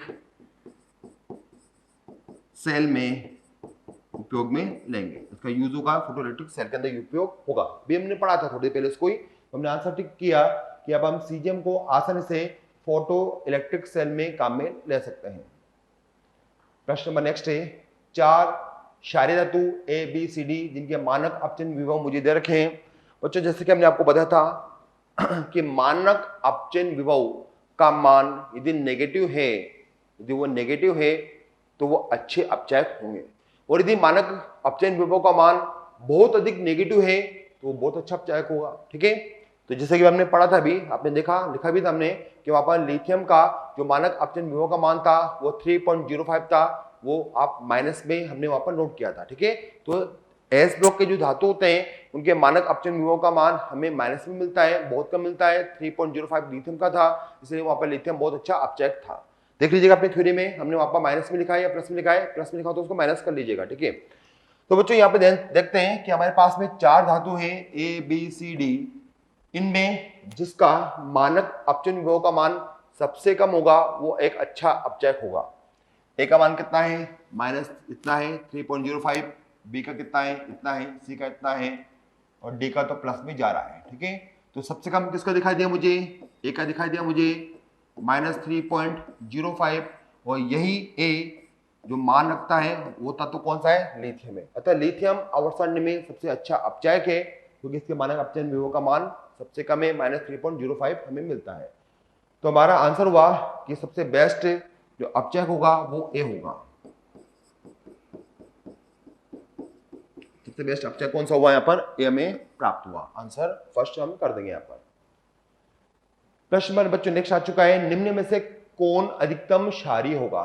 क्षारीय प्रवृत्ति हमने आवर्त सारणी में भी डिस्कशन किया था कि धातुओं में ऊपर से नीचे आते हैं तो क्षारीय प्रवृत्ति बढ़ती है, और यदि हम आवर्त सारणी में बाएं से दाएं जाते हैं तो क्षारीय प्रवृत्ति वहां पर कम होती है। ठीक है, तो भाई क्या करेंगे, हम इनको आवर्त सारणी के रूप में जमा लेते हैं। देखते हैं कि भाई मैग्नीशियम कहां पर है, वर्ग संख्या 2 में है, यहां पर होगा। आगे चलते हैं तो हमें आगे इसका दिखाई देगा एल्यूमिनियम Al2O3, और आगे चले तो सिलिकॉन आएगा, और आगे चले तो फास्फोरस का ऑक्साइड आएगा। जैसा कि हमने आपको बोला अभी कि आवर्त में बाएं से दाएं जाते हैं, बाएं से दाएं जाते हैं तो इलेक्ट्रोनेगेटिविटी केंद्रीय परमाणुओं की बढ़ती है, जिससे क्षारीय प्रवृत्ति कम होने लगती है। क्षारीय प्रवृत्ति कम होती है और अम्लीय प्रवृत्ति वहां पर बढ़ने लगती है। ठीक है, तो यदि मैं क्षारीय प्रवृत्ति के रूप में इसको जमाता हूं तो मुझे ये कुछ इस प्रकार से दिखाई देगा। ये क्षारीय प्रवृत्ति का क्रम हमने जमा दिया। तो बताइए इनमें आपको सबसे अधिक क्षारीय कौन सा दिखाई दिया, जो धातु है वो हमें अधिक क्षारीय प्रवृत्ति का दिखाई दे रहा है, मतलब मैग्नीशियम का ऑक्साइड। आंसर दिया हमने कि MgO यहाँ पर सबसे अधिक क्षारीय प्रवृत्ति का है। सबसे कम कौन है क्षारीय बच्चों, P2O5। हाँ, यदि प्रश्न में मेरे से पूछा जाता कि सबसे अधिक अम्लीय कौन सी प्रवृत्ति का है तो मैं क्या आंसर देता, P2O5 सबसे यहाँ पर अधिक अम्लीय प्रवृत्ति का है, क्योंकि बाएं से दाएं जाने पर अम्लीय प्रवृत्ति बढ़ती है। आंसर 2 हमने टिक कर दिया है। निम्न में कौन सा हाइड्राइड सहसंयोजी व बहुलक बनाने की प्रवृत्ति रखता है।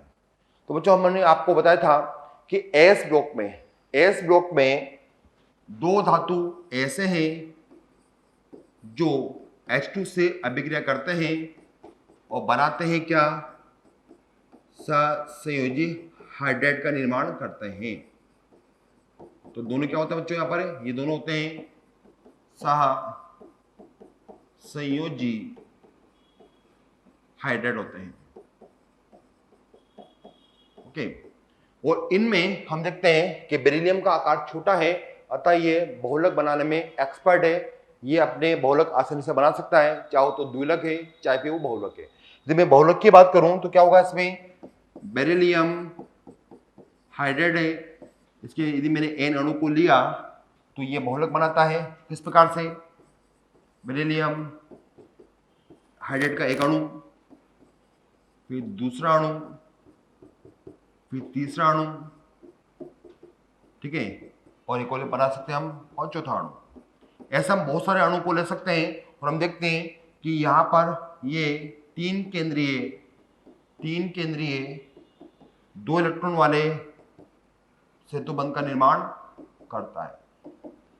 इस प्रकार के जो सेतुबंध होते हैं वो हम केमिकल बॉन्डिंग में पढ़ते हैं, आपने पढ़ा भी होगा। तो हमने देखा कि यहाँ पर सभी अणु यहाँ पर 3 केंद्रीय 2 इलेक्ट्रॉन वाले सेतुबंध से जुड़ जाता है और यहाँ पर बहुलक का निर्माण हो जाता है। ऐसे कितने अणु हैं भाई, ऐसे बहुत सारे अणु हमें दिखाई देंगे, इसको हम N से 2 कर सकते हैं। अतः हमने देखा कि बेरिलियम का आकार छोटा है और यह सहसंयोजी प्रकार का हाइड्राइड है, इसलिए ये बहुलक बना सकता है आसानी से। आंसर में टिक कर दिया है 2। नेक्स्ट प्रश्न बच्चों अपने सामने आ चुका है, सोडियम व लिथियम को शुष्क वायु में रखते हैं। बच्चों ध्यान से देखिएगा, यहां बोला जा रहा है शुष्क वायु। ठीक है, हमने देखा था कि यदि आर्द्र वायु है तो वहां पर बनता पहले ऑक्साइड, फिर बनता हाइड्रोक्साइड, फिर बनता वहां पर कार्बोनेट। लेकिन यहाँ पर क्या है बच्चों, शुष्क वायु में दे रखी है, मतलब वहां पर नमी नहीं है। तो हमने वहां पर यह भी बताया था आपको कि यदि वहां पर शुष्क वायु हम लेते हैं तो हमारा जो लिथियम है, बेरिलियम है, मैग्नीशियम है, वो N2 से डायरेक्ट अभिक्रिया कर सकता है और क्या बनाता है वहां पर, वो नाइट्रेट का निर्माण करता है। तो हमने नोट किया कि हमारा जो लिथियम है वो शुष्क वायु की N2 से अभिक्रिया करेगा और बनाता है Li3N2 बनाता है। ठीक है, बैलेंस करना हो तो आप कर सकते हैं, 2 यहाँ पर है, 2 यहाँ पर है, 3 हमने यहाँ पर नोट किया। तो लिथियम क्या बना रहा है, अपना बना रहा है, नाइट्रेट बनाता है। ठीक है, लिथियम ही बनाएगा फर्स्ट वर्ग के अंदर और कोई नहीं बनाएगा। और हम आगे बात करें तो लिथियम अपना नाइट्रेट बना लेता है, लेकिन यहां पर लिथियम कुछ अमाउंट के अंदर, कुछ मात्रा के अंदर अपना ऑक्साइड भी बनाने में सक्सेस हो जाता है। ये हो गया लिथियम की अभिक्रिया। ये हम देखते हैं सोडियम शुष्क वायु से अभिक्रिया करेगा तो बनाएगा बच्चों क्या, अपना अपना यहाँ बनाएगा, या ऑक्साइड बना देता है। तो आप ध्यान देंगे कि लिथियम आता है, बेरिलियम आता है, मैग्नीशियम आता है, तो नाइट्रेट बनाना ना भूलें। ऑक्साइड तो सभी बनाते ही हैं। तो हमने आंसर दिया कि यहाँ पर लिथियम और जो सोडियम है वो अपने नाइट्रेट, ऑक्साइड और यहाँ पर ऑक्साइड बनाते हुए दिखाई देगा। ऐसा विकल्प मुझे यहाँ पर दिख रहा है, कहाँ पर है बच्चों, 4 में हमें दिखाई दिया। सोडियम नाइट्रेट नहीं बनाएगा, ध्यान दीजिएगा ना। कार्बन कब बनता है, हाइड्रोक्साइड कब बनता है, जब नम वायु होती है, उसमें मॉइस्चर होता है, नमी होती है, तब बनाना है। ठीक है, आंसर में टिक कर दिया कौन सा, 4। नेक्स्ट नंबर का प्रश्न है, फिटकरी का नाम द्विक्रमण के लिए लिया जाता है। ठीक है भाई, जिसका संगठन एम फर्स्ट है। ये फर्स्ट क्या है बच्चों, ये दे रखा है, इसका ऑक्सीकरण अंक है फर्स्ट, यानी एम पे आएगा प्लस आएगा। और हमें दे रखा है M2, इस पर ऑक्सीकरण अंक कितना है, थर्ड है। मतलब कहने का मीनिंग क्या हुआ, पहला जो धातु है उस पर आना चाहिए +1 और जो दूसरा धातु है उस पर आना चाहिए कौन सा, +3 आना चाहिए। तो पूछा जा रहा है कि यहाँ पर M+3, एम जो +3 है वो होते हैं एल्यूमिनियम +3, क्रोमियम +3, आयरन +3 होते हैं। ठीक है, हमने बोला कि एम कौन से होंगे आयन, यहाँ पर आयन होते हैं, जैसे कि एल्यूमिनियम +3 है, +3 है, इसलिए हम यहाँ पर इसकी जगह क्या लिख सकते हैं, एल्यूमिनियम लिख सकते हैं, क्रोमियम भी लिख सकते हैं हम, या हम आयरन भी नोट कर सकते हैं। लेकिन ये पूछ रहा है कि इस M+ के स्थान पर आप क्या लिखेंगे। मतलब हमें ऐसे धातु तलाश करने हैं जिनका ऑक्सीकरण अंक +1 हो। तो काफी आसान है, आइए देखते हैं। अच्छा, हम यहाँ पर बात करें तो आपको याद रखना है कि एस ब्लॉक के जो एलिमेंट होते हैं, तत्व होते हैं, वो एलम यानी फिटकरी का निर्माण करते हैं, लेकिन एक तत्व को छोड़कर। ठीक है, ध्यान रखना आप, मैं लिख देता हूं यहां पर कि लिथियम प्लस एलम, एलम मतलब फिटकरी का निर्माण नहीं करता है, नहीं करता है। ये काफी इंपॉर्टेंट पॉइंट है, इसको भूलना नहीं है। अब आपके मन में प्रश्न आ रहा होगा, सर क्यों नहीं करता है, किसने मना किया इसको करना चाहिए। भाई इसलिए नहीं करता है क्योंकि ये अपने वर्ग के अंदर सबसे छोटा है। क्या है बच्चों, ये सबसे छोटा है। ठीक है, और जो छोटा होगा तो खोटा होता है, खोटा मतलब नटखट होता है। इसका जो जेड इफेक्ट है वो बहुत ज्यादा होता है। इसमें दूसरों को आकर्षित करने की क्षमता क्या होती है, काफी ज्यादा होती है। तो भाई फिटकरी के लिए क्या क्या चाहिए मेरे को, फिटकरी के लिए मुझे चाहिए सल्फेट या भी सल्फेट और साथ में जल, वाटर चाहिए। ठीक है, तो हुआ क्या कि जो हमारे जो लिथियम है इसको बॉन्डिंग करना चाहिए, बंद बनाना चाहिए सल्फेट के साथ में, लेकिन ये छोटा सा है, जेड इफेक्ट ज्यादा है। तो क्या होता है बच्चों, यहां पर जो सल्फेट है वो तो इसके पास पहुंच नहीं पाता, सल्फेट तो इसके पास नहीं पहुंच पाता है, और सल्फेट की जगह पहुंच जाता है कौन, जल के अणु पहुंच जाते हैं, क्योंकि इसके पास लोन पेयर है और लोन पेयर के जो इलेक्ट्रॉन है वो लिथियम आकर्षित करने लगता है। तो इस लिथियम के चारों तरफ 1 2 3 4 5 6 जल के अणु आ जाते हैं। तो लिख देता है मैं यहाँ पर H2O, H2O, H2O, H2O और H2O और लास्ट में H2O। तो आपने देखा कि लिथियम का जेड इफेक्ट ज्यादा होने की वजह से लिथियम सल्फेट को अपनी तरफ आकर्षित नहीं करता है, वो जल को खींच लेता है। जबकि फिटकरी में क्या आना चाहिए, धातु के साथ में आना चाहिए सल्फेट, लेकिन लिथियम के पास क्या आ चुका है, यहाँ पर 6 जल के अणु आ चुके हैं। अतः अब सल्फेट का निर्माण यहाँ पर नहीं होगा, यहाँ पर एक उप सहसंयोजक यौगिक हमने यहाँ पर बना दिया है। अतः एस ब्लॉक में ध्यान रखेंगे कि जो पहला वर्ग है उसमें लिथियम को छोड़कर बाकी सब फिटकरी बना सकते हैं, वहां पर वो सल्फेट से अभिक्रिया कर सकते हैं, लेकिन लिथियम भाई वहां पर सल्फेट से अभिक्रिया नहीं करता है, बंध नहीं बनाता है, वो जल को पसंद करता है, इसलिए वो जल से बंध बनाने लग जाता है, और जल से बंध बनाएगा तो फिटकरी नहीं कहलाएगी। तो ऑप्शन में हमें तलाश करना है जिस पर +1 हो, धातु हो, लेकिन लिथियम ना हो। ठीक है, तो आइए देखते हैं। लिथियम है, आंसर नहीं आएगा, इसकी वजह से आंसर बेकार हो गया। लिथियम है, इसकी वजह से आंसर बेकार हो चुका है। +1 आना चाहिए क्योंकि एम पर क्या है, ऑक्सीकरणांक +1 है, या तो सब पे +2 दे रखा है, ये भी नहीं आएगा। लास्ट लिथियम नहीं है, सभी पर +1 है, अतः हमने टिक कर दिया कि यहाँ पर एम के स्थान पर हमें क्या लिख सकते हैं, हम सोडियम, पोटेशियम, रुबिडियम लिख सकते हैं, और यहाँ पर लिथियम भी नहीं है, अतः आंसर मुझे मिलेगा फाइनल कौन सा, 3 प्राप्त हो जाएगा। ठीक है, नेक्स्ट नंबर का प्रश्न हमारे सामने है, एक आतिशबाजी तीक्ष्ण क्रिम्सन लाल। जैसे इसने बोला क्रिम्सन लाल, तो मुझे याद आने लगा कौन कौन सा, लिथियम और स्ट्रोंशियम। ठीक है, हमने प्रश्न को आधा पढ़ा है, हमें पता लग चुका है कि आंसर क्या आने वाला है, या तो लिथियम आएगा या फिर स्ट्रोंशियम आने वाला है। ठीक है, प्रकाश देती है, यह निम्न में से किस तत्व के लवण की उपस्थिति के कारण होता है। हमने बोला आपसे कि ज्वाला परीक्षण में लाल रंग कौन देता है, तो आपको पता है लिथियम देता है, कौन सा, क्रिम्सन रेड। क्या यहाँ पर लिथियम है, नहीं है। एक और देता था तो कौन सा, ये भी देता है हमें क्रिम्सन रेड या डार्क रेड देता है, क्रिम्सन रेड हमें कलर देता है। तो हम बोल सकते हैं कि लिथियम होगा या फिर स्ट्रोंशियम होगा। लिथियम तो दिखाई नहीं दिया, इसलिए हमने टिक कर दिया किसको, स्ट्रोंशियम को। तो स्ट्रोंशियम बच्चों लाल कलर के जो रोशनी करने के लिए हम आतिशबाजी में इसको यूज में लेते हैं। ठीक है, तो हमने आंसर हुआ यहां पर 2। नेक्स्ट, क्षार धातुएं कैसे होती है। अभी हमने बात करी है कि क्षार धातुओं के मानक अपचिह्न विभव के मान बहुत कम होते हैं, माइनस में होते हैं। यदि उनके मानक अपचिह्न विभव का मान बहुत कम होंगे तो वो अच्छे अपचयक होते हैं। तो नोट कर सकते हैं हम कि यहाँ पर जो फर्स्ट ए धातुओं के स्टैंडर्ड रिडक्शन पोटेंशियल के मान, मानक अपचयन विभव के मान कैसे होते हैं, बहुत कम। अतः वो कैसे होंगे, वो होंगे अच्छे अपचयक। जैसे कि लिथियम हमारे केमिस्ट्री में सबसे अच्छा अपचयक आयन होता है या एलिमेंट होता है। तो हमने नोट किया कि आप आंसर आ जाना चाहिए, अच्छे अपचयक होते हैं। ठीक है, आंसर 1। सोडियम की धात्विक चमक को समझना या समझाया जा सकता है। बच्चों धातु चमकते हैं, ठीक है, धातु क्या होते हैं, चमकते हैं। क्यों चमकते हैं भाई, इसलिए चमकते हैं कि धातु हम जानते हैं, धातु से बोलते हैं कि धातुओं में जो इलेक्ट्रॉन है कौन से, बाह्यतम कक्ष के, ये बाह्यतम कक्ष के हैं। ठीक है, ये नाभिक से काफी दूर होते हैं क्योंकि धातुओं का आकार बड़ा होता है और धातुओं का आकार छोटा होता है।